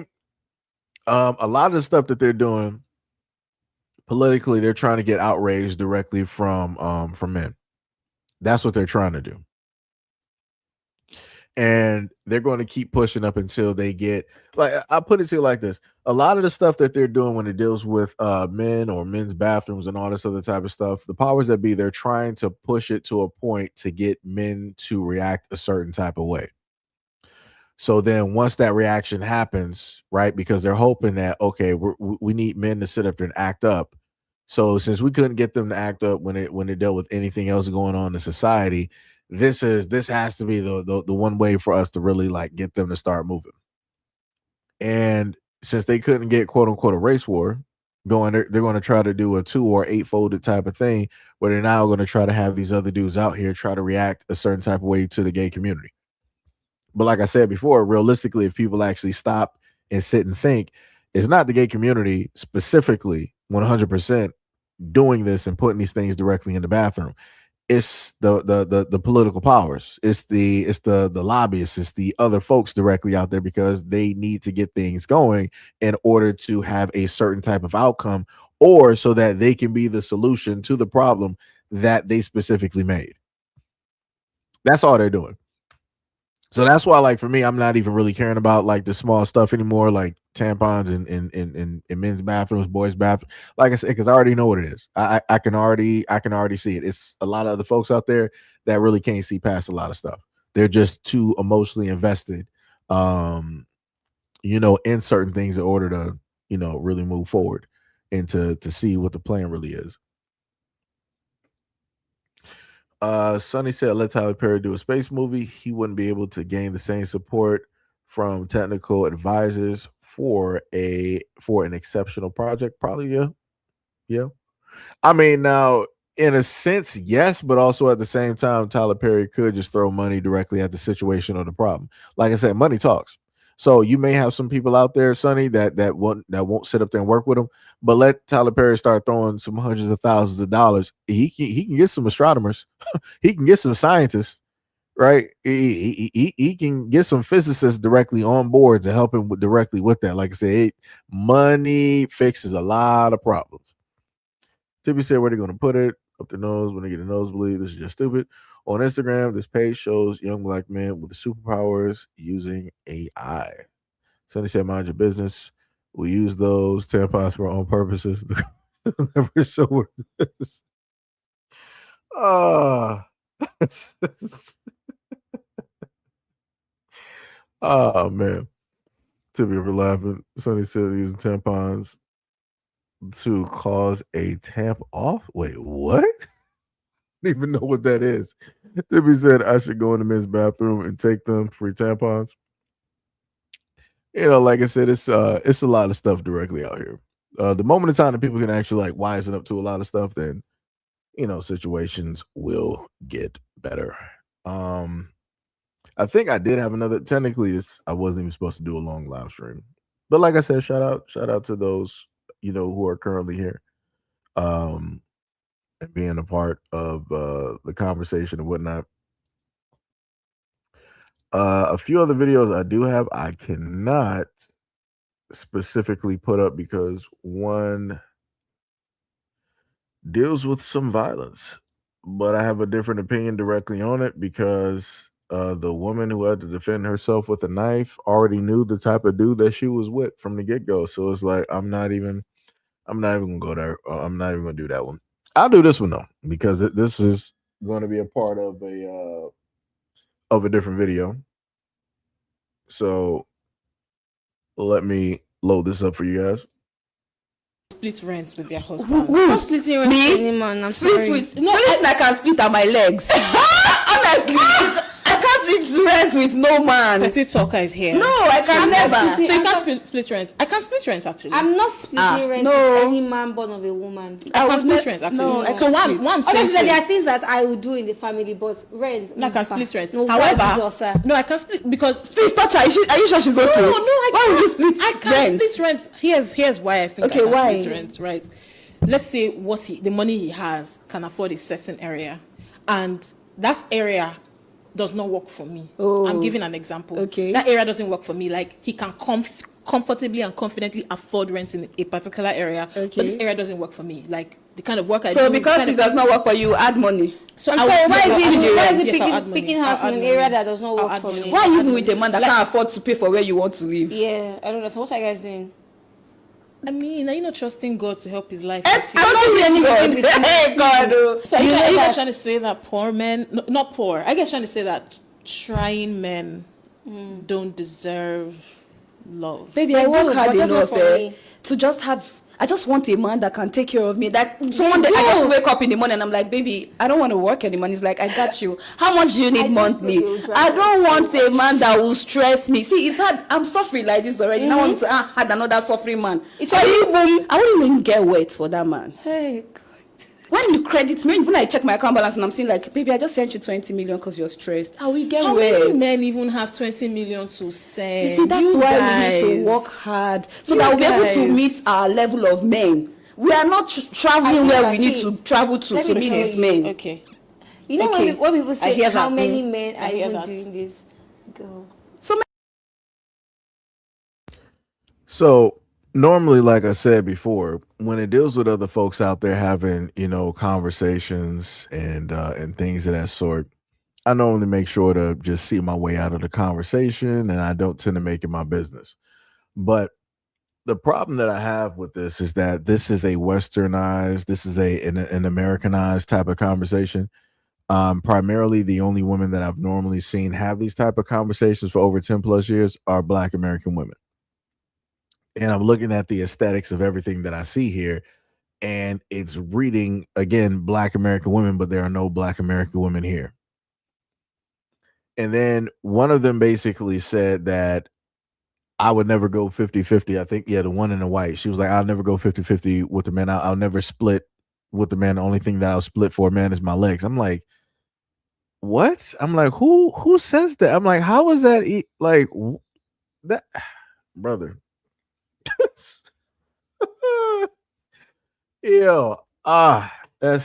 wild. That is wild. That is wild to say. And people wonder why it is that you got guys out here that don't respect women. Is because you got women saying foolish stuff like this. You wouldn't split bills or anything or rent with a man, but you'll split your legs. What, brother? Who says that? Who in their right minds? I gotta sound like an owl right now because we're doing bird talk. Like, who in their right mind would say any type of nonsensical foolishness like that? And then you got the one with the braids to the lower right hand corner. She was sitting up there saying, at first she said poor, but then she was like, men who are struggling, basically, aka men who got a 9 to 5, men who are living paycheck to paycheck. She was like, yeah, men who are doing that don't deserve love. What, brother? Who that people always sit up there and say, right, that if women would basically rule the planet, that everything would be better for everybody. I'm listening to these conversations, and yeah, I'm looking at these conversations. She said that normal everyday dudes who are working for a living, just like she's working for a living, do not deserve love, don't deserve a relationship. What are we talking about right now? And I want people to understand this, right? One of the women basically stated that, yeah, these men out here are basically broke. They don't even have 20 million naira, which is naira should be like the Nigerian money. 20 million naira to give. When you put that and you find out how much 20 million naira is, that's $14,600 in USD. What man is walking around just freely giving women 14,000 for what? Just for you existing? Just because you're a woman? Like what are we talking about? Like, where is the reality at this point? I'm so lost right now. Like, this is delusional. None of these women can just cough up $14,000 for themselves. What makes you think that a hardworking dude is going to just give you what, $14,000 what allowance? And what, you're supposed to be getting this like what, per month or something? What are you doing for that money? But like, what really are you doing for that money? And the one in the white is talking about like, yeah, I'm in my femininity. I don't want a dude to sit up there and stress me. If I don't want to work, I should be able to just come to him and sit up there and say that I don't want to work and he should just give me money. I'm like, you stupid, because I'm like, if that dude basically decides, I put it to you like this. If this woman right here is like, she wants a guy to basically afford her a soft life, that guy should be able to sit up there and have multiple women. I'm just going to be real, because you're not going to sit up there and tell me that you're not working, you're not doing nothing, and plus on top of that, y'all don't even have kids. So it's like, what responsibilities do you have? Like, what are you really fulfilling? Because if you basically sit up there and say sleeping with the dude, many women can sit up there and do that. It's like, what are you really doing for that $14,000? That's affecting that man in such a positive way where he's going to get more money back in return. He's not getting nothing. He's not getting no money back for throwing $14,000 at you.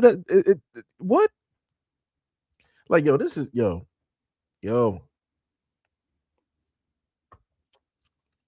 It's crazy out here. This is wild. That is 14 grand, brother. What men are here?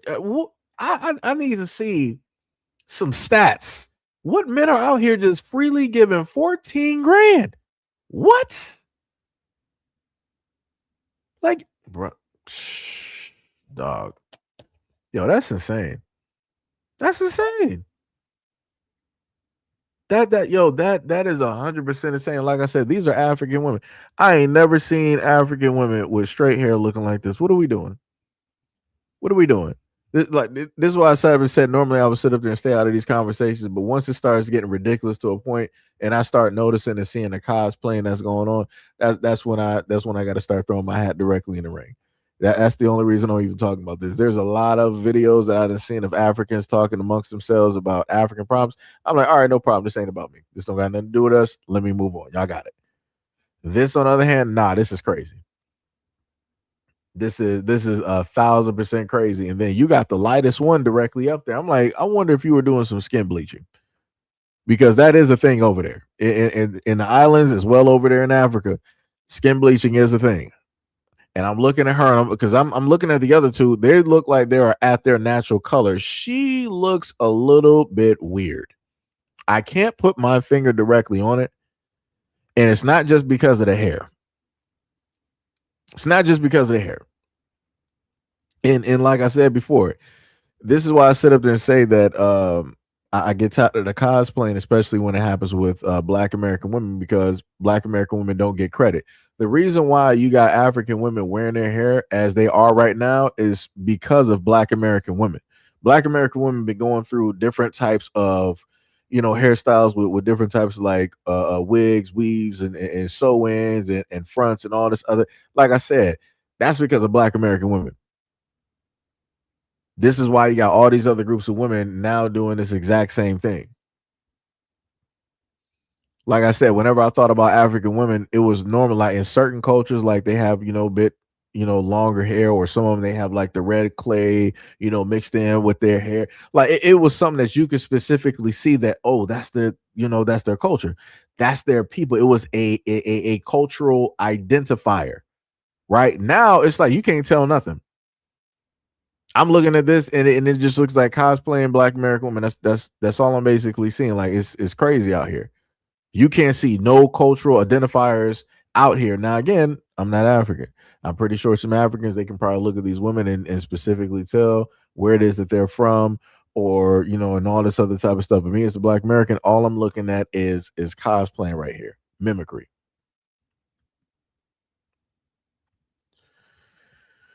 Tippy says she's African, so she's probably used to rich guys out there. How many rich guys? Like like I said, Africa is a pretty large place, and there's not a lot of rich dudes out of that whole continent. There's not a lot of rich dudes out there. Like I said, look at the poverty. Look at in a lot of the places over the hundreds of millions and the millions of the Africans that live in poverty and below poverty. So they got to be all sharing like the same rich guys. They got to be, them rich guys are passing these girls around real quick.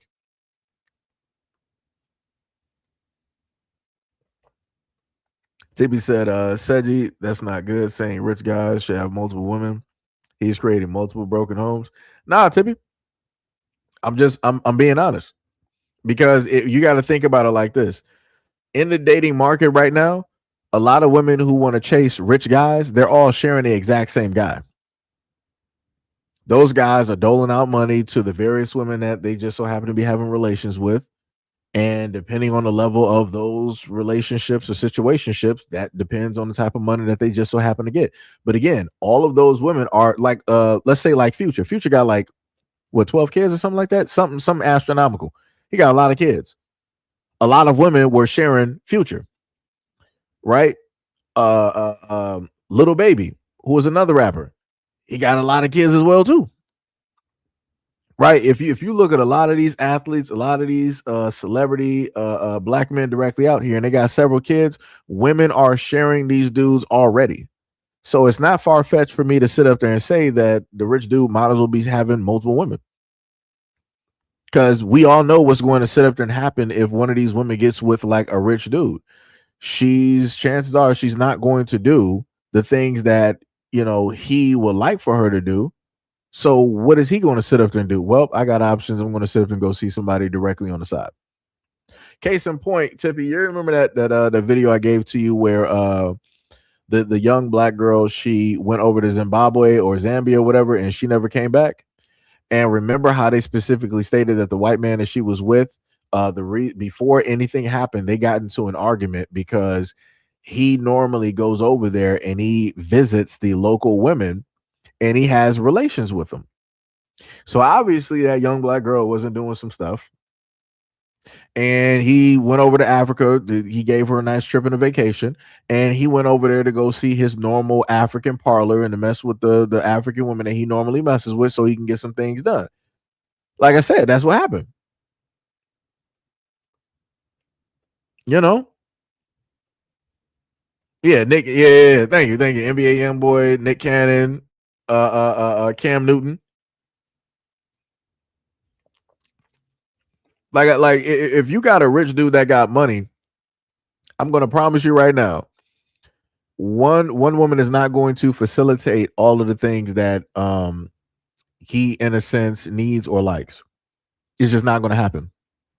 And the other thing that a lot of people don't like to sit up there and talk about is that normally when women want to go after a guy, they'll be doing a whole bunch of stuff in order to get him. But then once the women finally have that dude locked down, all of that stuff that they did to get him, they stop doing. So it's like, yeah, you got a rich dude out here that got a lot of money. It's like he's not going to sit up there and just automatically be tied down. He's like, yeah, I'm going to, like, you can be here. You got your spot. You're solidified. You don't got to worry about that. You got the money.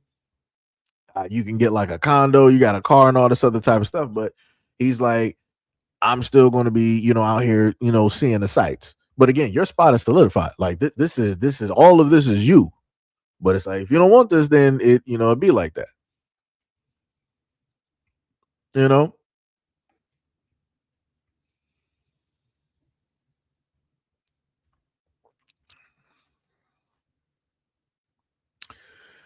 Somebody said he thinks 14K is a lot of money over there in Africa. You're not understanding. She originally said in her currency, she was saying that these men are broke, that they don't have 20 million Naira to give.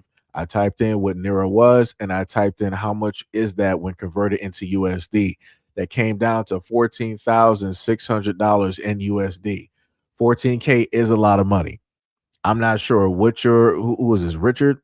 I'm not sure what you're specifically talking about. 14K is a lot of money.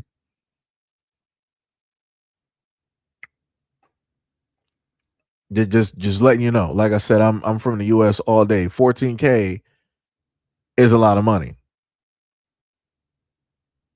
Even here in these United States, like letting an average, like just a normal middle class family be able to get 14K per month, you're going to sit up there and see some things start changing. You're going to see some people's lives start getting better. They're going to be able to actually do stuff that they weren't able to do, such as, putting kids in private schools and all of this other type of stuff. People will actually be able to invest. They'll be less stressed out. Like I said, they'll be looking like that as a godsend, like God just sat up there and just delivered them a new future.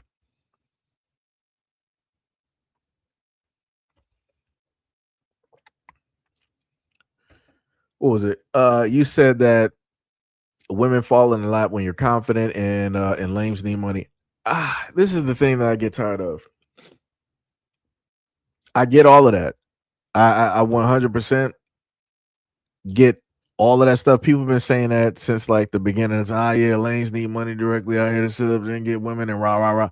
But at the end of the day, a lot of dudes, like I said before, when dudes be sitting up there ripping and running through the streets, they sit up there and be getting all of this jewelry, all of these nice clothes, and all of this other type of stuff. You're not getting all of that stuff to look nice in front of other men. You're getting that to sit up there and draw and get the attention of women. Let's just keep it 100%. Now, if you're into men, that's cool. That's your prerogative. 2026 said you ain't judging.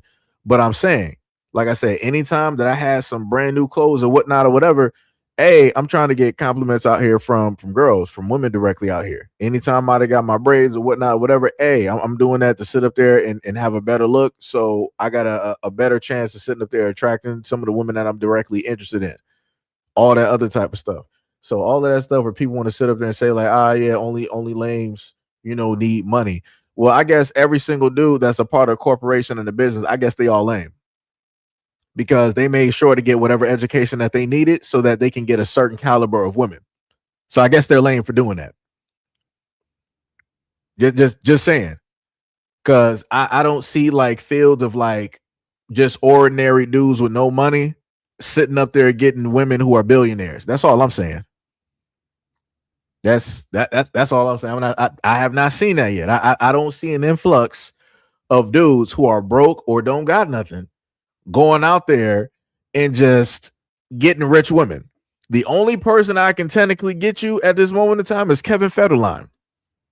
That was the first one of the first city boys that were up because he was with Britney Spears. He was a backup dancer, keyword, backup dancer, not making a lot of money, backup dancer. And somehow, some way, he ended up in a relationship with Britney Spears and got her pregnant, and he was getting that money. So, just saying. Oh, no. Israelite, no. That's true. You do got dudes out here, they'll sit up there and get up real quick so they can sit up there and flex and whatnot on people that hated on them. And all. Like I said, that is true too. That is true. That is 100% true. But I was just solely focused on the aspect of the whole thing of like getting women and whatnot, because that whole thing got tired of me. I've been hearing it 99 different times, whole bunch of dudes saying that I don't need no money to do this. But I'm like, when you go to a club, what are you doing?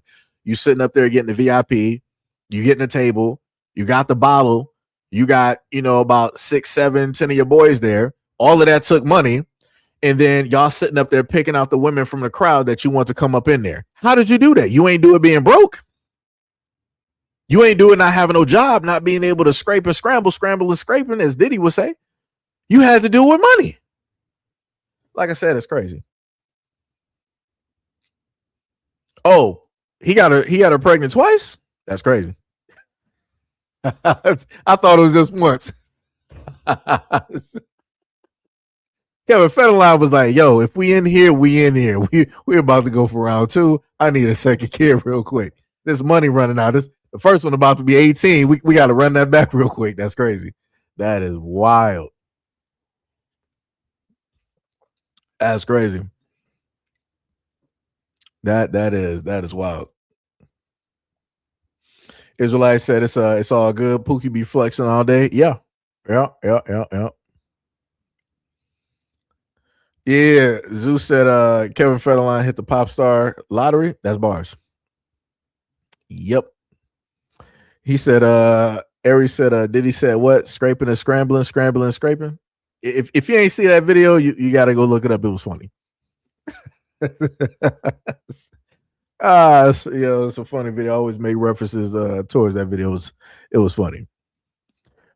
Pink said Adele's ex-husband got child support too. Woo, that's crazy. Adele got to move smarter. She got to move smarter. D-Love, hey, what's up, D-Love? You said, yep, they got 2 kids. Zeus said drinks cost money. Yep. Zeus said it's so expensive to really kick it in the club. Yeah. Oh, you know what? It's a very good thing that you guys brought up this in the comment section, because funny enough, I have a video that actually fits with this, which is crazy. Like I said, it's crazy how a lot of these conversations tend to go. So I'm going to see if I can try to find the young woman that was bringing this up. Was it her? Okay, got her. Wait, do I have an edited version of it? Nope, I don't, but we're just going to let it play anyway. It's a live stream, so it don't matter. So let's go directly into this. Club, not the men, not the sections, money, period. Before the pandemic, let's say 2019, when you go out to the club, it was free for ladies before 11 and men had to pay. So your first expense, if you're a woman, is buying your first drink. So you're already planning to do that. The men come in, they have to pay to enter. It's maybe free for the women, it's maybe $20 for the men. They would talk to you and buy you a drink. That's what courting used to look like. Sections existed. I used to go out with my friend group. The guys would tell us where to be at. They would buy the table. The table came with a bottle. So it would be 10 of them, 8, it'd be maybe 6 to 10 of them. They would all put money on the bottle. When we got there, we all had a place to sit and you would be there all night. It was chill. After the pandemic, not only is there no free before 11, there's tickets for every freaking event.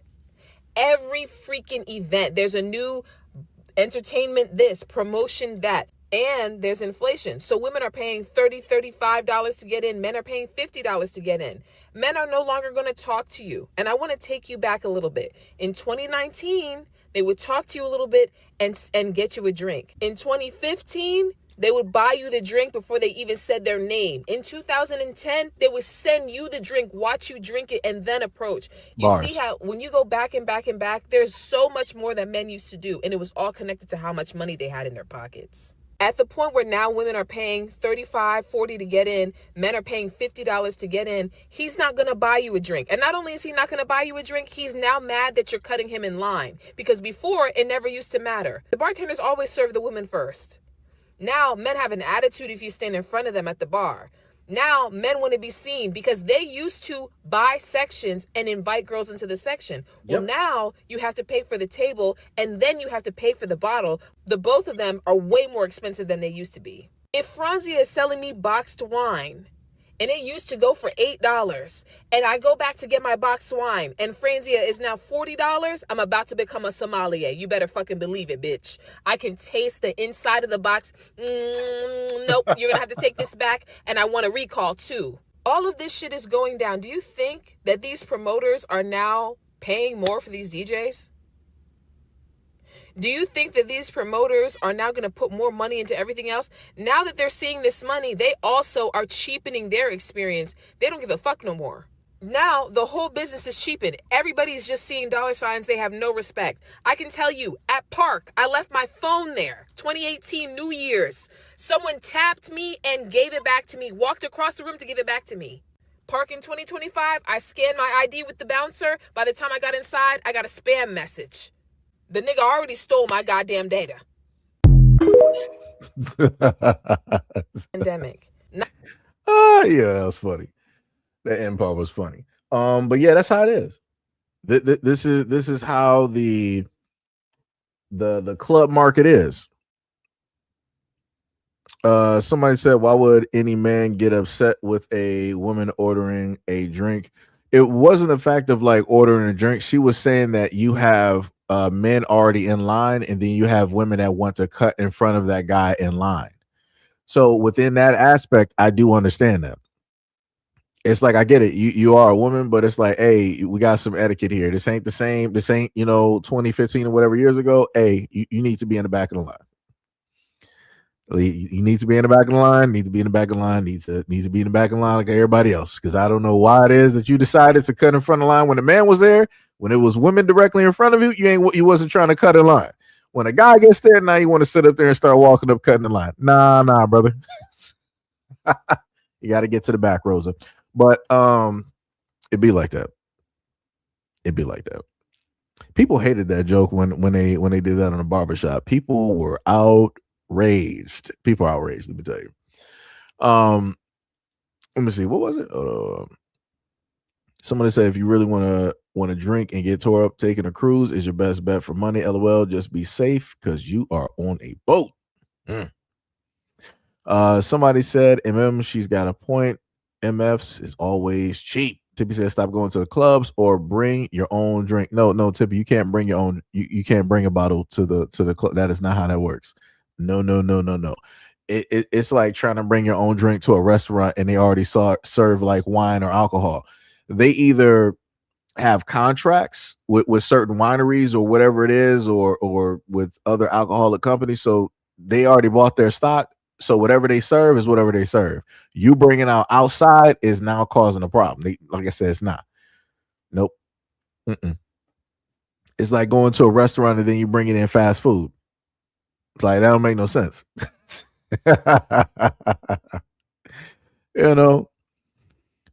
Somebody said, oh yeah, so what's up? You said, I can't wait to do a cruise and get sauced.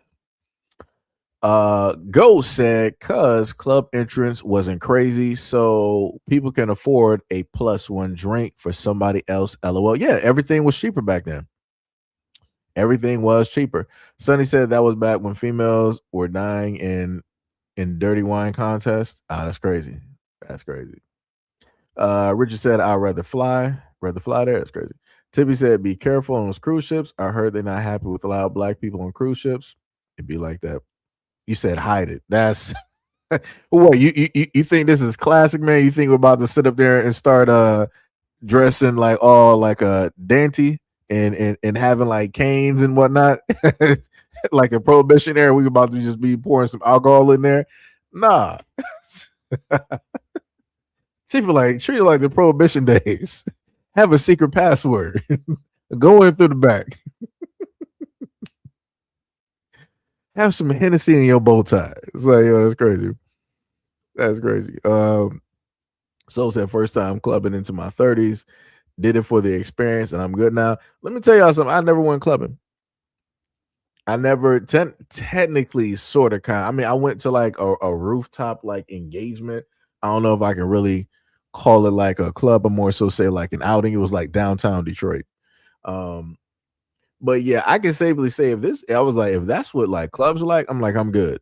I'm like, a lot of people weren't even dancing. It was just people like moving around and just sitting up there talking. Like they had a DJ and everything, but people weren't even during that time frame.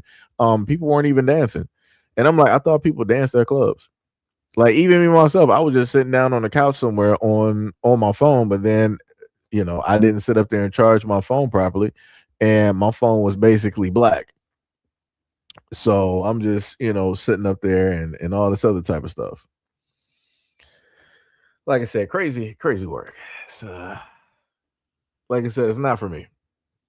Like I said, it's just too much going on, and too much can potentially happen. You said, or go to the park where they have food trucks near and bring your own drink. Man, Tippy just always, it's always Tippy trying to cause problems. Tippy is trying to cause problems. Let me tell you. This man Sonny was like, I go to Roblox for the club. That's crazy. Yo, Dark, what is up? You said just be careful, brother. Now they shutting down cruise ships due to mass outbreaks of some type of disease. Yeah, yeah, it's always something. Ringo said I stopped clubbing once somebody started shooting. I was only 20. I changed my life and mine in my mind after that. I get that. Like I said, I'm glad you made it out. I'm glad you made it out because a lot of people don't. D Love said I did for one summer. D Love was out there. She was like, yo, I'm clubbing. We out here. We outside. Tippy said start wearing those zoot suits again. Those baggy suits can hide anything. That's crazy.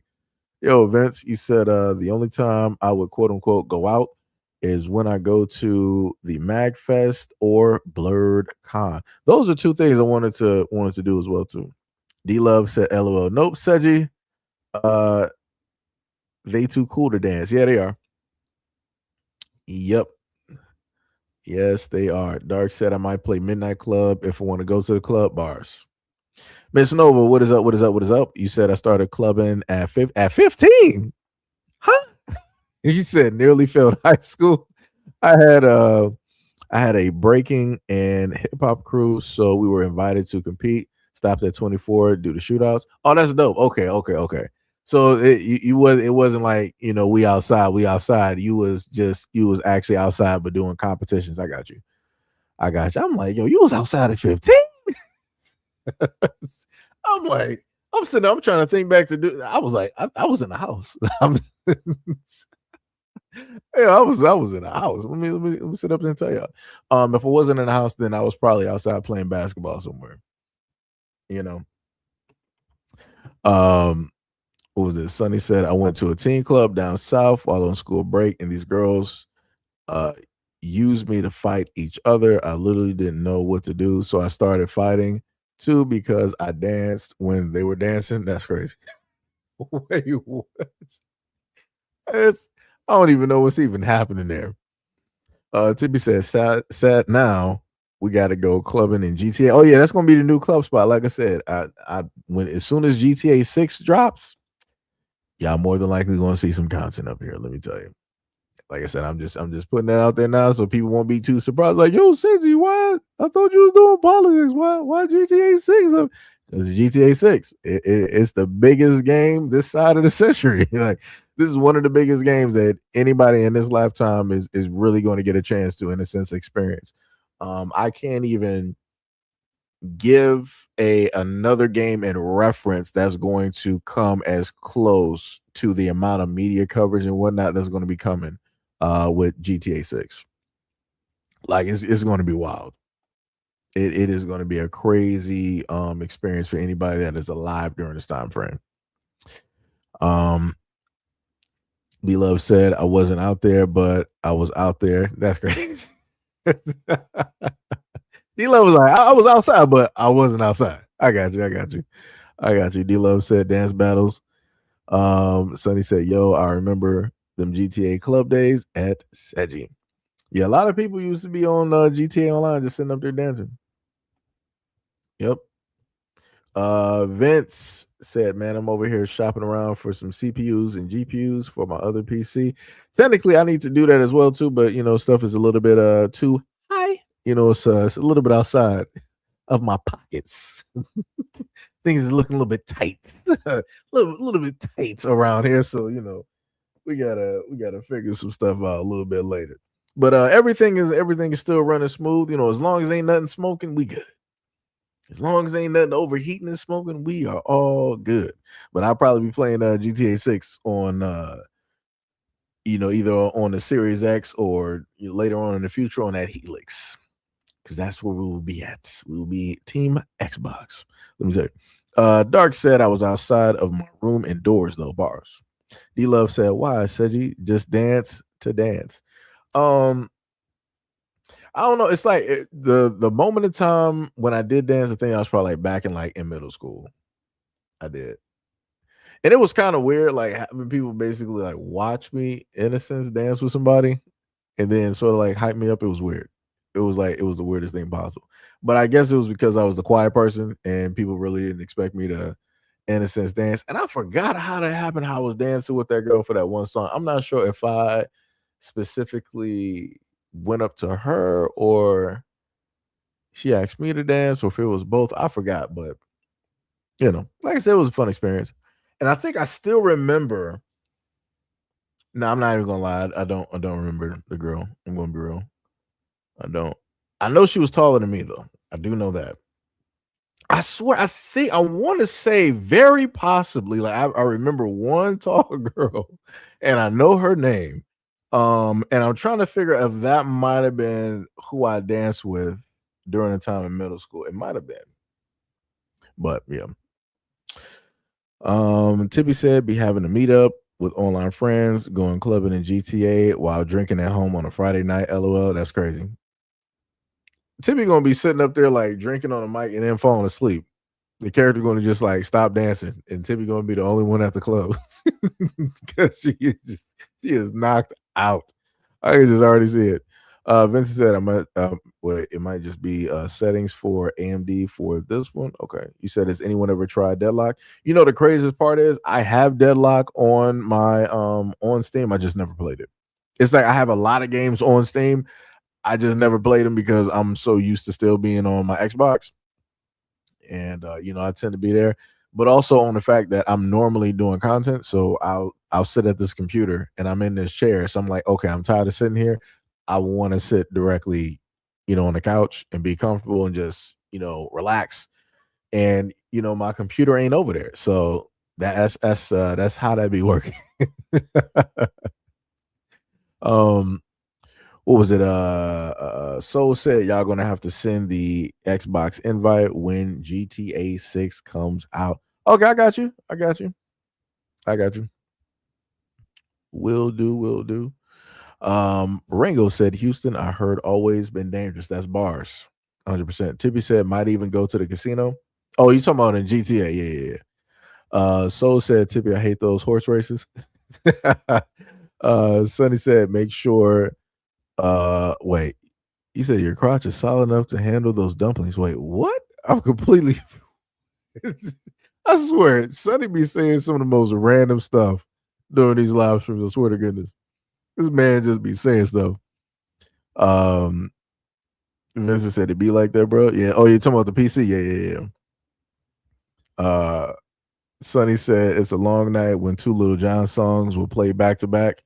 Oh, yeah. because the bad boys would be on repeat, and depending on the songs like Little John and East Side Boys or whatnot, or then if you had like Bone Crush, like there are certain songs from that time period where if they played, they would get replayed. Like I want to say like that was the time frame that if you replay certain songs, people wouldn't get like mad or get tired of it. Like you could actually, because it had that energy, it had that feeling. But then if you mix that up with like 10 other songs and you still replayed each one of those songs twice, but you mixed them up, hey, it was over. Everybody was hyped in that club. Either people wanted to sit up there and drink, or people wanted to fight, or people wanted to do both. It don't matter what was happening. People always had energy.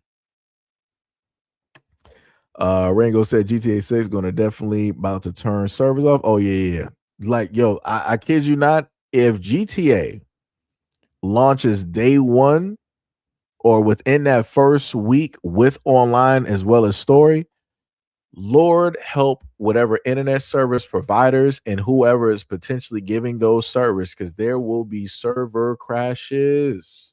There is going to be log and problems. I guarantee you this is not going to be a smooth road for people wanting to log in and play this game. There's going to be a lot of people making videos, raising out like, yo, I just got GTA. I downloaded 600 and some gigs. I can't even play this game.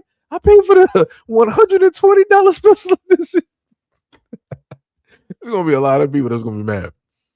They are going to be heated. Let me tell you. Tippy said, real life is too reckless. I'd rather play my second life in virtual reality, The Sims, and IMVU. I'm surprised you didn't say it wasn't DoKV. It was Enzoy. I'm surprised you didn't say that. But I think you got to have a PS5 for Enzoy, I think. Vincent said, Nuck if you buck. Yep. Crime mob. Yep. Jumping off up on the stage, throwing them bows like Johnny Cage. Yeah. Yep.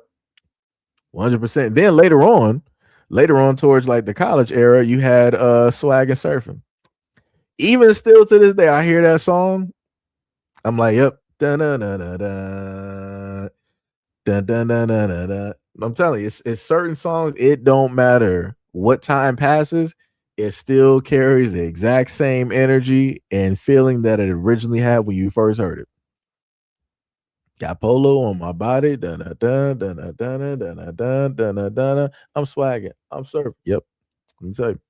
Never scared? Yep.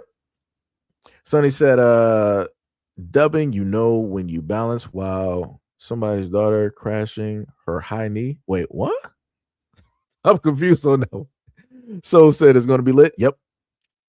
Soul also said when Battlefield 6 hit, it was just like that as well too. Yeah, I was there for Battlefield 6. I still have Battlefield 6 on me. What's on my Xbox upstairs? I should have it on the external. Should be on the external hard drive. The Microsoft one. But I'm going to sit up there and tell people this though, for any of my gamers that are here currently. If you plan on playing, if you're on PC, you're pretty much fine, right? Because you'll have like a solid state drive or two or whatnot, so you can just have one specifically dedicated for GTA. But GTA ain't coming for a few years.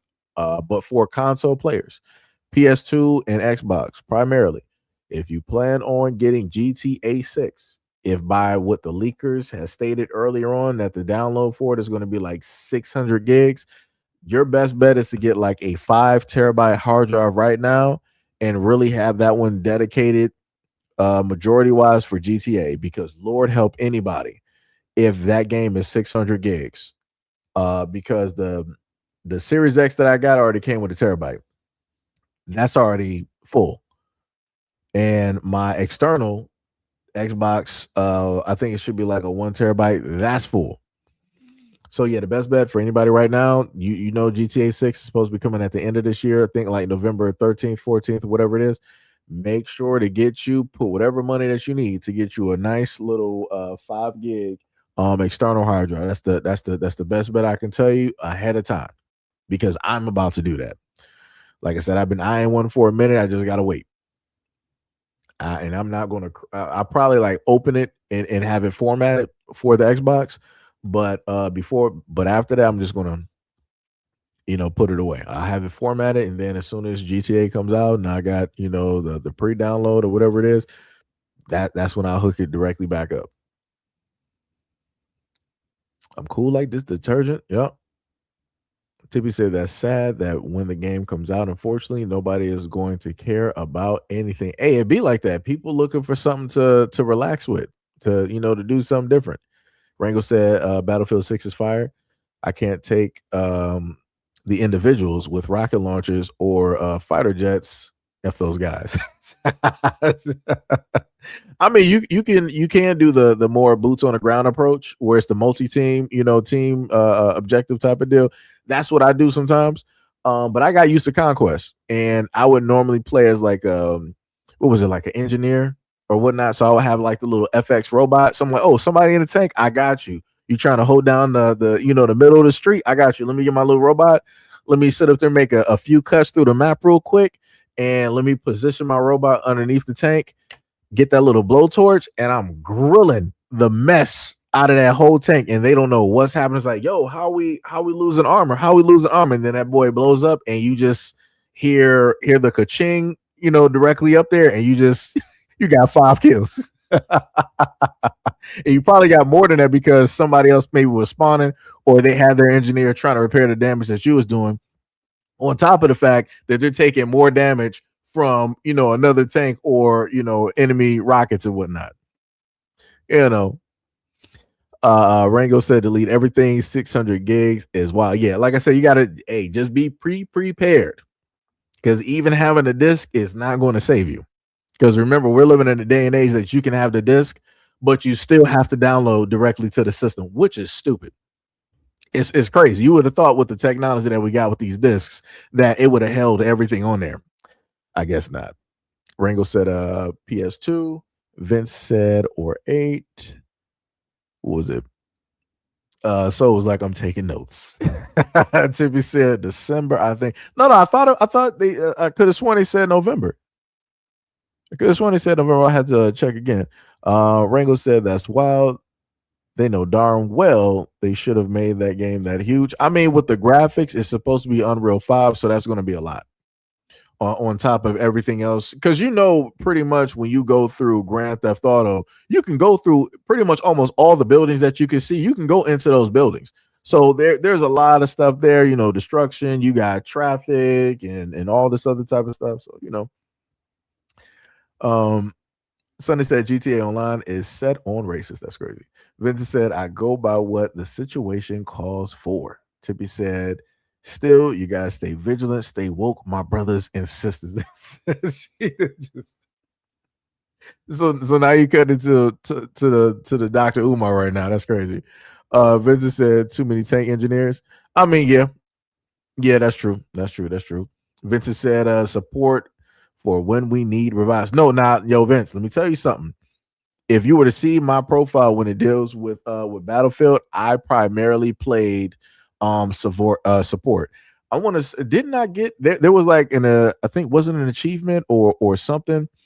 It was back when Battlefield 6 first came out, and in order to get the upgrade in the support, in each class, you had to hit certain milestones, right? I think I had to get about like 2 or 6,000 revives or something like that. Like I had some crazy like multi revives on one of the open maps that was like on fire. It was flat. It was on fire. It had like some little tunnels and whatnot.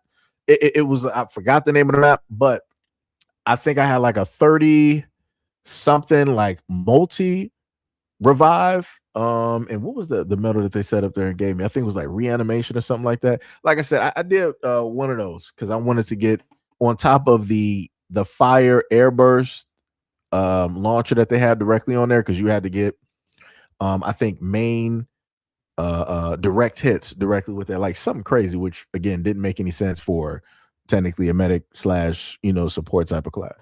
But yeah, I was out there using that with the medic class, reviving and having my LMGs. I got, I think about 5. I think I'm trying to remember. I may be a little bit off with the numbers. I think I should have about like 5 or 6 LMGs that are red, because I was using. Man, I was knocking the mess out of vehicles and out of teams, especially on like the New York map where you come directly to the street. Like you'll start in a parking lot, and then you have the main building, and then that main building is attached directly to a bridge, and then you can disconnect that bridge so the enemy team can't directly run over to your side. So they would have to basically come directly out of the building or come through the middle of the street where you got the cargo containers where you can hide. Where normally you have one of the points. I think that should be like point B. That would usually like spawn there in the middle. Like I said, some of the Battlefield 6 plays, y'all know what I'm talking about. But yeah, it's Battlefield is a movie when it deals with shooters. That is a movie. That's like a Scorsese movie. Mixed in with Michael Bay. Sonny said, I hope we get to keep our online characters because it took me 3 hours to create Beyonce. Oh, good luck on that one. Let me tell you. Rango said PlayStation been doing that goofy-ish for about 8 years. Rango said Unreal is the engine. Yeah. You got Unreal. Previous games were Unreal Engine 3 and 4. And now we're on Unreal Engine 5 right now. But now we also have Unreal Engine 6, which was announced. If you look up Unreal Engine 6, they'll show you a video with Rocket League. That's what they used to showcase Unreal Engine 6. And supposedly, from what some other people stated online, is that Unreal Engine 6, a lot of the next gen games are going to run on Unreal Engine 6. What was it? Soul said Assault for me. I like Blitz on BF6. Okay, I got you. I got to get back on there because I know they got a new season and they probably got some new LMGs and maybe some shotguns. I gotta check to see if they got the Dragon's Breath on there because I've been waiting for that when it deals with it. Wait, what ammo was I using when I had the shotgun? Lord, it's been, like I said, it's been a minute. I feel like it may almost, I'm not gonna say it's been like a year, but it's probably been like half a year, maybe, since I played Battlefield, or somewhere close. Because I think maybe it was like somewhere during fall time or like last year that I really played Battlefield. I want to say. I think maybe I did touch it back in December, but I'm not sure. I have to get back on there and check. Tippy says, do you have the James Bond game? No, I don't got that one. At first I saw that game. I'm like, yeah, it's James Bond. I might sit up and get it. But then I thought about it with all of the news of how people don't like DEI. I'm like, you know what? Hopefully, you got the white boys out there. They'll make sure that their game is $100 million game and they'll make it famous. I'm like, I'm not about to do it. Now, if they would have had Pierce Brosnan in there, something like that, I probably would have thought about it. Maybe would have thought about it. Rango said, I need a medic. Yep. Trust me. Yo, when I was a medic, all I had was the paddles in my hand. Anytime we enter the match, paddles in hand, and I'm running around the field. Anytime I see a plus directly on the screen, I'm running as quick as possible. Like I'm really trying to hit people up. And then I upgraded for my support class, so I got the medic bag, so I could just throw that out and deliver health as well too. Like I said, for me, I'm about support. I love being able to sit up there and help the team and whatnot. I might not have nothing on the kills because I'm trying to revive, like the snipers sitting all the way in the back of the map, which is crazy. I'm like, dog, we've lost this point. Nobody's here. Nobody can get here anymore. Stop sitting all the way back here. I can't run 40 miles to Zimbabwe to sit up there and come revive you again because you decided to put a respawn beacon back here and just keep staying back here with a telescopic scope trying to pick off people far distance. Like, it's not, you're not helping out right now. You're not helping out, But yeah. Yep. Rango said, you that squad elimination mode, not battle royale, but similar. That mode pretty fire. I can't think of the name. Yes, that's what I'm talking. I think we're talking about the exact same one. Tippy said they should have made James Bond look like Henry Cavill instead of Tom Cruise mixed with Peter Parker. Oh yeah, no, but that's how the dude looks in real life though. If you look at the video of the actual actor that's playing James Bond, that's how he looks in real life.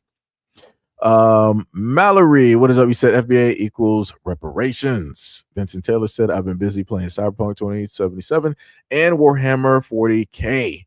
You know what? I do have Warhammer on my system, and I made it to a certain point, and that was it. Because I get distracted. It's like, ooh, candy, and I'm off playing a whole nother game, or especially if any of the games that I got on my Steam list or on my on my Steam game list, if they show up on Xbox, oh yeah, I'm rebuying it automatically so I can play it. Even though with Helix comes out, I won't have to do that. I'll have Steam directly on my console and I can play it directly from the couch. So we in here. Like I said, we won't be eating gamers. We are going to be eating good for the next generation. Let me tell you. D Love up here laughing. Soul said, you a blessing, brother. Medic. Yeah, like I said, we out here. Like I said, for me, I don't mind. I don't got to get kills. I care about being boots on the ground and actually supporting and being directly there for the team. I can now mind you, I can get kills though.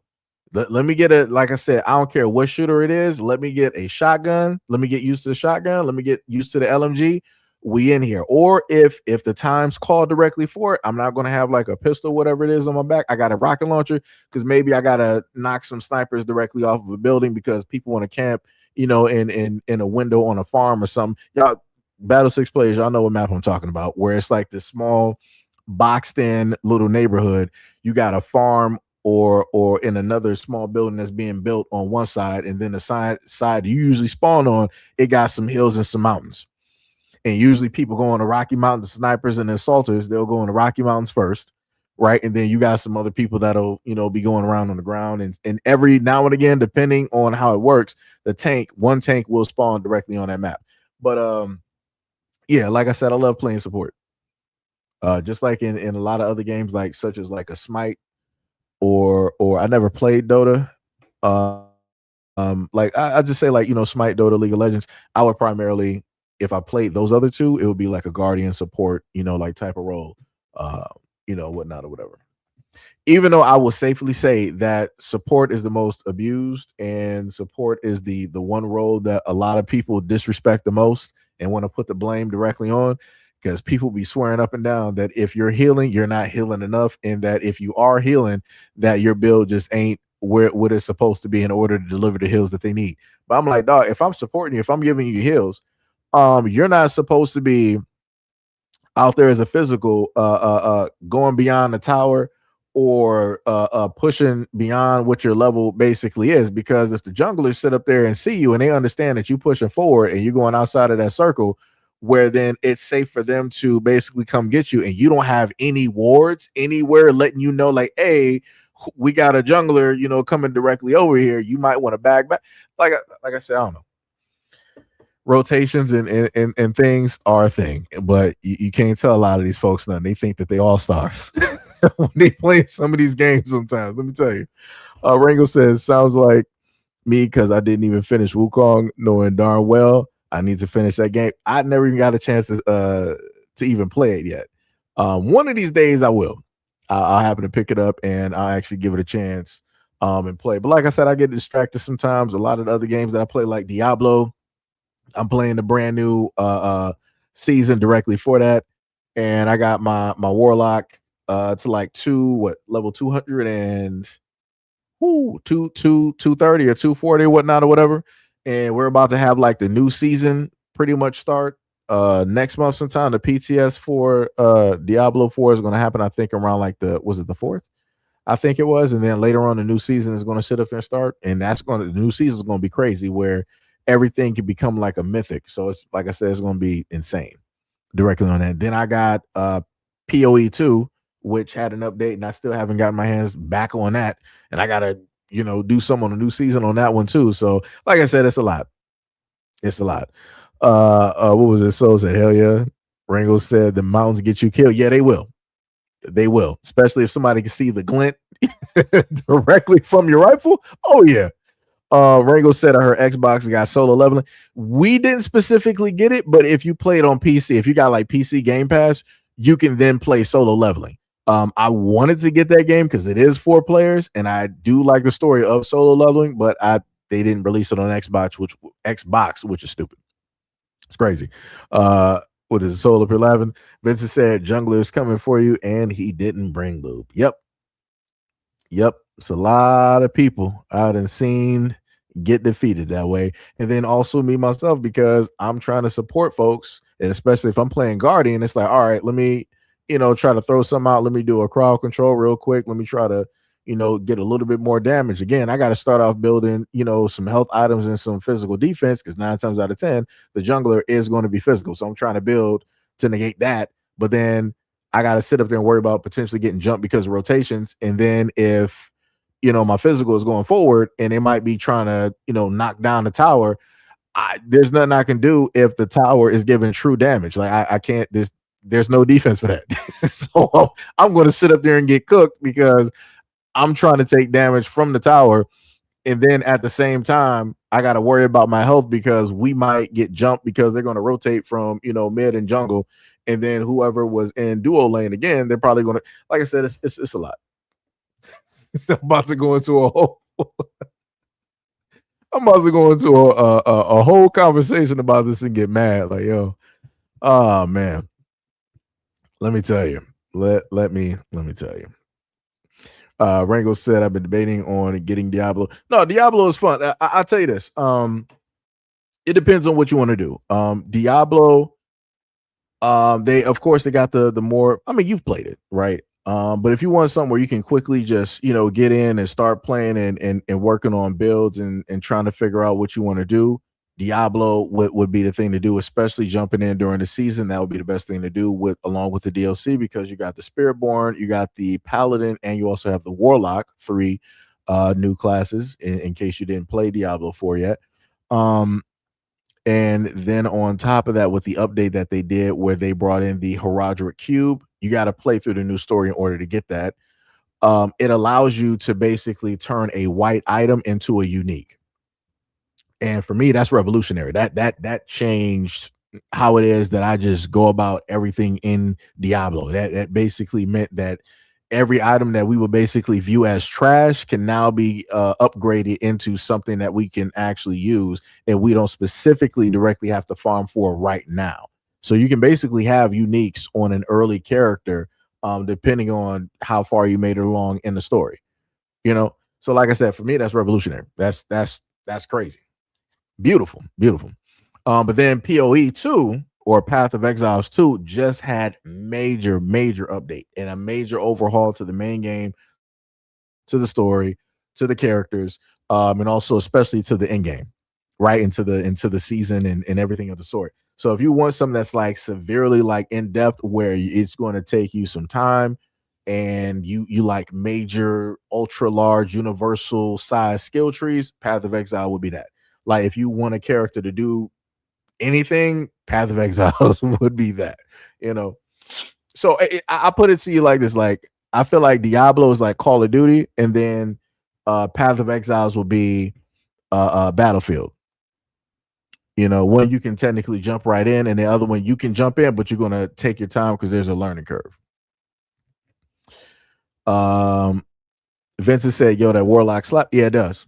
I got like 5 different Warlock builds at this moment in time, and I'm still trying to work on how it is that I want it to work. I got some other ideas on some other stuff that I haven't seen people do, because people are focused on like the YouTuber meta, type of builds. I don't usually watch the YouTuber videos up until after I've done, doing my builds and understanding the character and whatnot.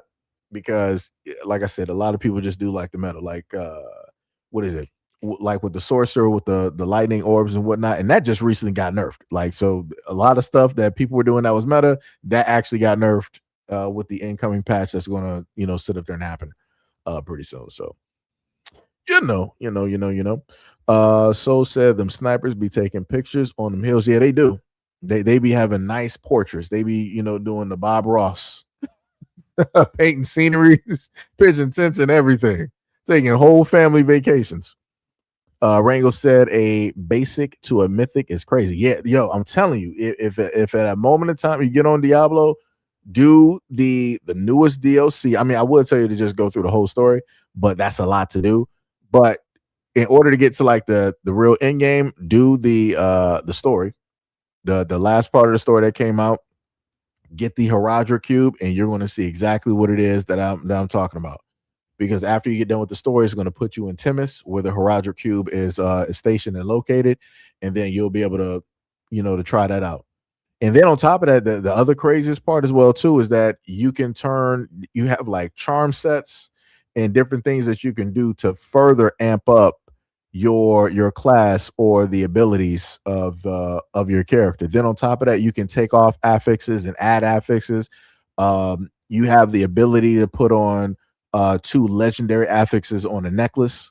So if you got a necklace that's like, all right, we're going to give you overpowered damage times 2 and whatever else, you can then roll it again in a Roger cube and add another legendary affix. You were never able to do that in any Diablo before, but you can now do that at least with that cube and on that item. You can also have mythic charm sets as well too. Like I said, they got a lot going right now. Like out of the seasons that I've missed, this is the season that I can safely say that Blizzard is cooking. So I don't know what chef they got in the kitchen, but they need to let that man keep going. They need to let that man keep going. What was it? Vincent said the Warlock is the class where I'm consistently respecting and doing everything. Either I'm spawning Gribble demons or doing the bidding, blowing up monsters with pure hellfire or shadow demon mode. Yeah. Like I said, that class is versatile. I got like a minion build that I love so much. It got me directly to 11. I could probably, I more than likely, I can get to Torment 12. I just didn't really push for it yet because I've been trying to get a mythic charm. Well, no. It's not because you got the charms are basically the individual pieces that you have directly on there. I'm trying to get a mythic seal. I have one right now, but it only allows you to put on 5 pieces, and you can put on, I think, 1 to 2 uniques, but then that messes up my build because I'm using 5 charms in order to get what it is that I need, and I need the mythic seal that allows you to put on 6, and then it counts as 2 by itself. So basically, if I get that, I can have on 2 different charm sets. So that's technically really what I'm trying to get to, but it's hard to do, and I feel like I have to do Torment 11 and 12 in order to do it, which is a little bit of a pain sometimes, especially if you're running dungeons and you really want to push. But you gotta, deal with the hazards such as, let's say, like some poisons. You got the sword or some random stuff that'll happen, especially if you're dealing with the war table and you've done your upgrade. So you might have 2 butchers or something that might just so happen to show up and gank you. So it's like, yeah, it's a little bit tough out here. It's a little bit tough. Vincent said I'm about to play right now. Yep. I think that's probably what I was going to end up doing because I think somebody had just called me directly to the console. I think somebody had just did that. I think they just got offline. That's tough. Let me see. What else? Vincent said the Warlock is the perfect definition of the dark caster, and I love it. Yeah, Warlock is dope. Warlock is some of the most fun that I've had in Diablo in quite a minute. Before then, I played Barbarian, and this is the first Diablo where I ever played technically a physical character, and I actually fell in love with that class. And because of that, I started going into other classes. So the classes I like now, if it's Diablo 3, Witch Doctor. That was my main go-to. Love the Witch Doctor. Then it would have been the Necromancer. I haven't even, oddly enough, I have not even built a Necromancer in Diablo 4, which is crazy because I built one in 3, especially when it came out as DLC, Blood Wave and all that other type of stuff. But now, what did I start off in Diablo 4? I started off as a Barbarian. Then I went towards a Paladin. Then I went towards a Warlock. Oh, in between there, I also had a Druid. Druid is also dope as well, too. Very versatile class. You can do a variety of things: human form, bear form, werewolf form, in between form. But this is what I was trying to explain to somebody else. If you want to really see something crazy, Path of Exile will give you a druid, but you can also have a demon form and you can turn into a dragon. So it's like it take it a step further, or as Goku say, a step beyond. This is Super Saiyan 3, right? And that's what Path of Exile did. I'm like, oh, you got a straight demon form, but you got to find that one with a unique. but you also got the dragon form as well too, which is crazy. And that's Path of Exile. Rango said, "Yeah, I need to see this." Taylor said, "I just love any magic classes where I can use dark magic." Oh yeah, same here. Anything if you give me a game where it's dope and somebody has, let's say, like void powers, like stuff like, oh yeah, you got me. You got me. If I can make the skies, dark and it's like it's just raining from the heavens or something, oh yeah, it's over. I'm locked in. Vincent said, "If I play Necromancer, I'm going full Blood Mage." Yeah, Blood Mage. I remember that was a very strong thing in the first or season 0 or the very first season. That was pretty strong. And then that was also pretty strong in Diablo 3 as well too. Rango said, "WTF? Yeah, I'ma need that." Yeah, that's what I'm saying. Like, yo, for anybody that loves Diablo, check out Path of Exiles 2. Right now, I think it's still considered to be in beta. I guess you could sit up there. I forgot how they have it like posted, but in order to play it, you would pay for, let's say, like the $30 version, like of the game. They got multiple versions that you can, in a sense get, but the $30 one is pretty much the cheap 30, 40 or whatever it is. It's pretty much the cheapest one, and I say just go directly for that and have fun directly in that. Like I said, I would highly say do some research on each one of the characters. Every one character has 1 to 2 different forms, directly there. So a mercenary, wait, what was it? An archer? I forgot. Lord, like I said, it's hold on. Let me see something because I don't want to. Let me see if I still got Diablo on this Xbox right here. I mean, not Diablo. Okay, yeah, I got Path of Exiles. So you got to give me a quick second. Oh, I didn't finish downloading, brother. No, I think I gotta because they got like a 31 gig update to the game, and yeah, I gotta clear off like 47 gigs directly off this hard drive. Okay, well, my plan on trying to go directly through there real quick, I would just sit up there and tell you to hit up Triple G's website or just type in Path of Exile 2 so that you can take a look at the classes, and then from there, figure out what it is that you want to build. Like I said, when you look at those classes, you're going to be like a kid in a candy store. I kid you not, because the abilities that they got just initially are pretty dope, are ridiculous. And then you have the other classes in between that class. On top of, you got an ascendancy class, right, where you got 3 to 4 of a selection to how you want to ascend that class, and you gotta go through trials. And the trial, let me tell you something, on Path of Exile, in order to go through those trials to reach your ascendancy, that is going to really put your build to the test. That's to let you know, like, all right, your build either works or you need to go back and redo your build or get some more skill points. You might have to redo your skill tree or redo some items. And like I said, it's a skill check. Because trust me, I struggled on that. I saw people in chat be like, yo, I need somebody to help me through trial 1 and 2. Like I just can't do X, Y, and Z. I'm like, dog, you gotta, because I'm mostly a solo player. So I'm like, I know what work it took me to in a sense plan and to get directly through that, because I like to experiment with stuff. I don't, and like I said, no fault or anything towards people that like meta builds or whatnot, but I like to, try to envision some stuff and see if it actually works. And the build that I have from a mercenary that actually worked. Now dealing with the Aztec boss that delivers poison, I was there. I was there for some days. That was one of the hardest bosses that I had to face, and that was a real skill check. I'm like, yeah, I got to do some work. I'm going to have to, come back and level some stuff up real quick, because it's not happening. it's just it's just not happening.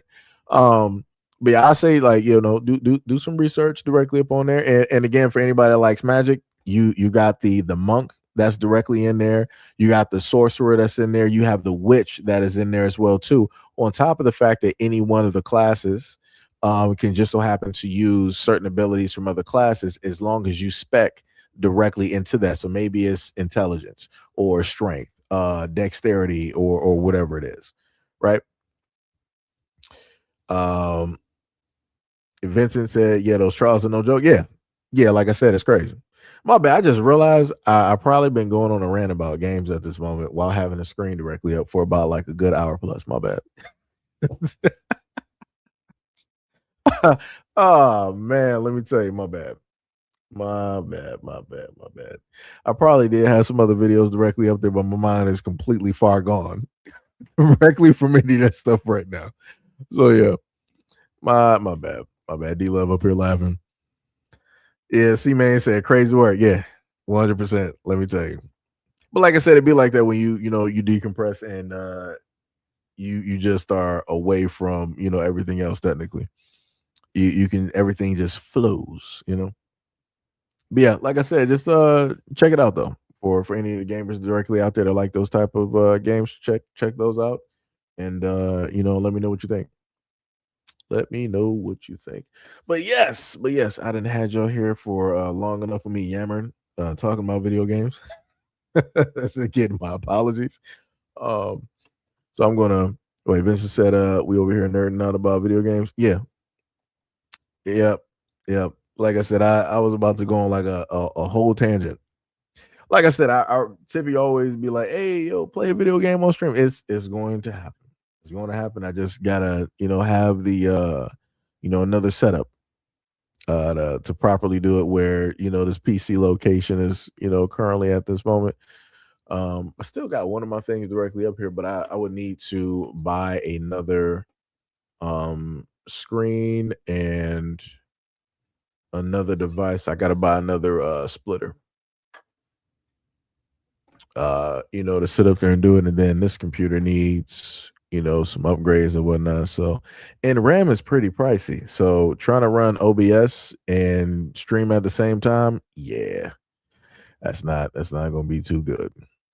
It's going to be real tough. I really feel like this computer would need like a whole separate modem that's specifically internet wise dedicated directly to that.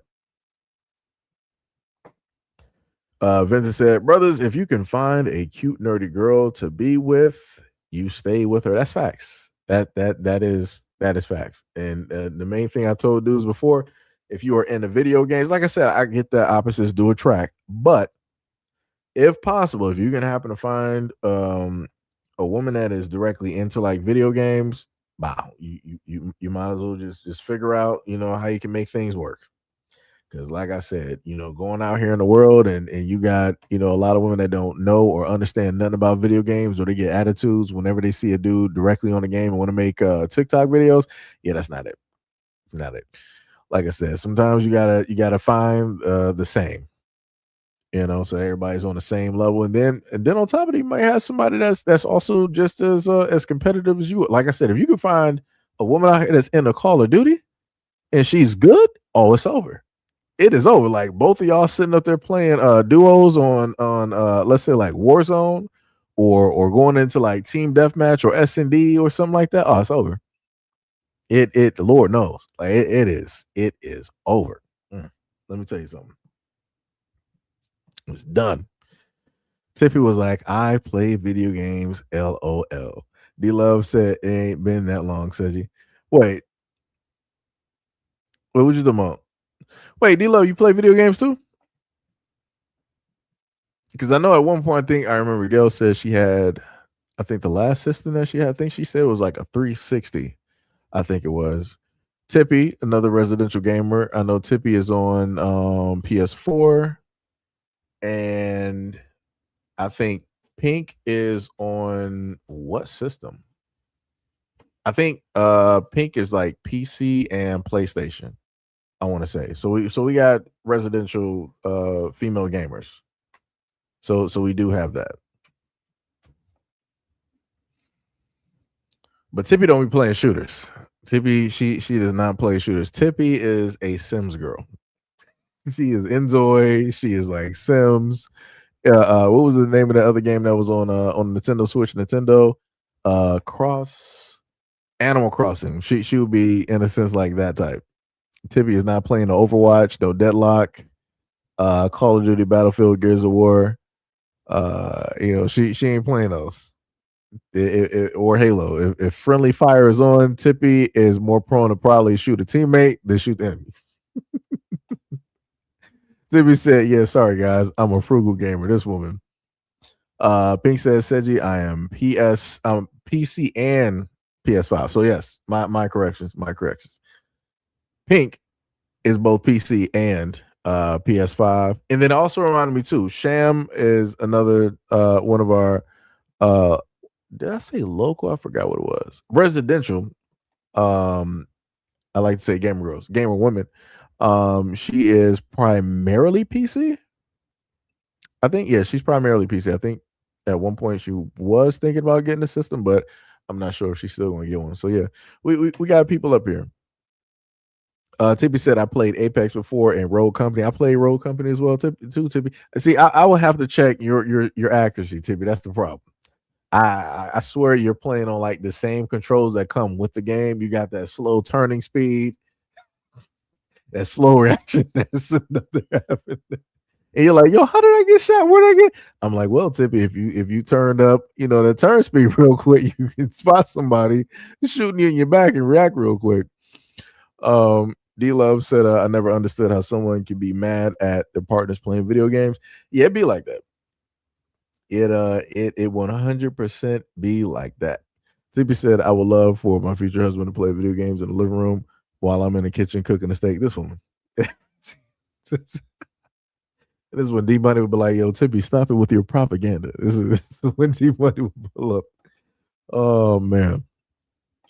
But yeah, y'all, that was I ain't trying to keep y'all here any longer. So yeah, but much love and respect and appreciation for y'all being here, being a part of this live stream. I will have another video coming directly up for you guys. I think I'm actually still working on it at this moment in time. So that'll be something that, in a sense, look forward to a little bit later. What time is it? Oh, it's actually like 6:39. So yeah, I'll try to have that up there before I'll try to have that video up there before 7 o'clock. So much love, respect, and appreciation to any and all of those who took part in the live stream.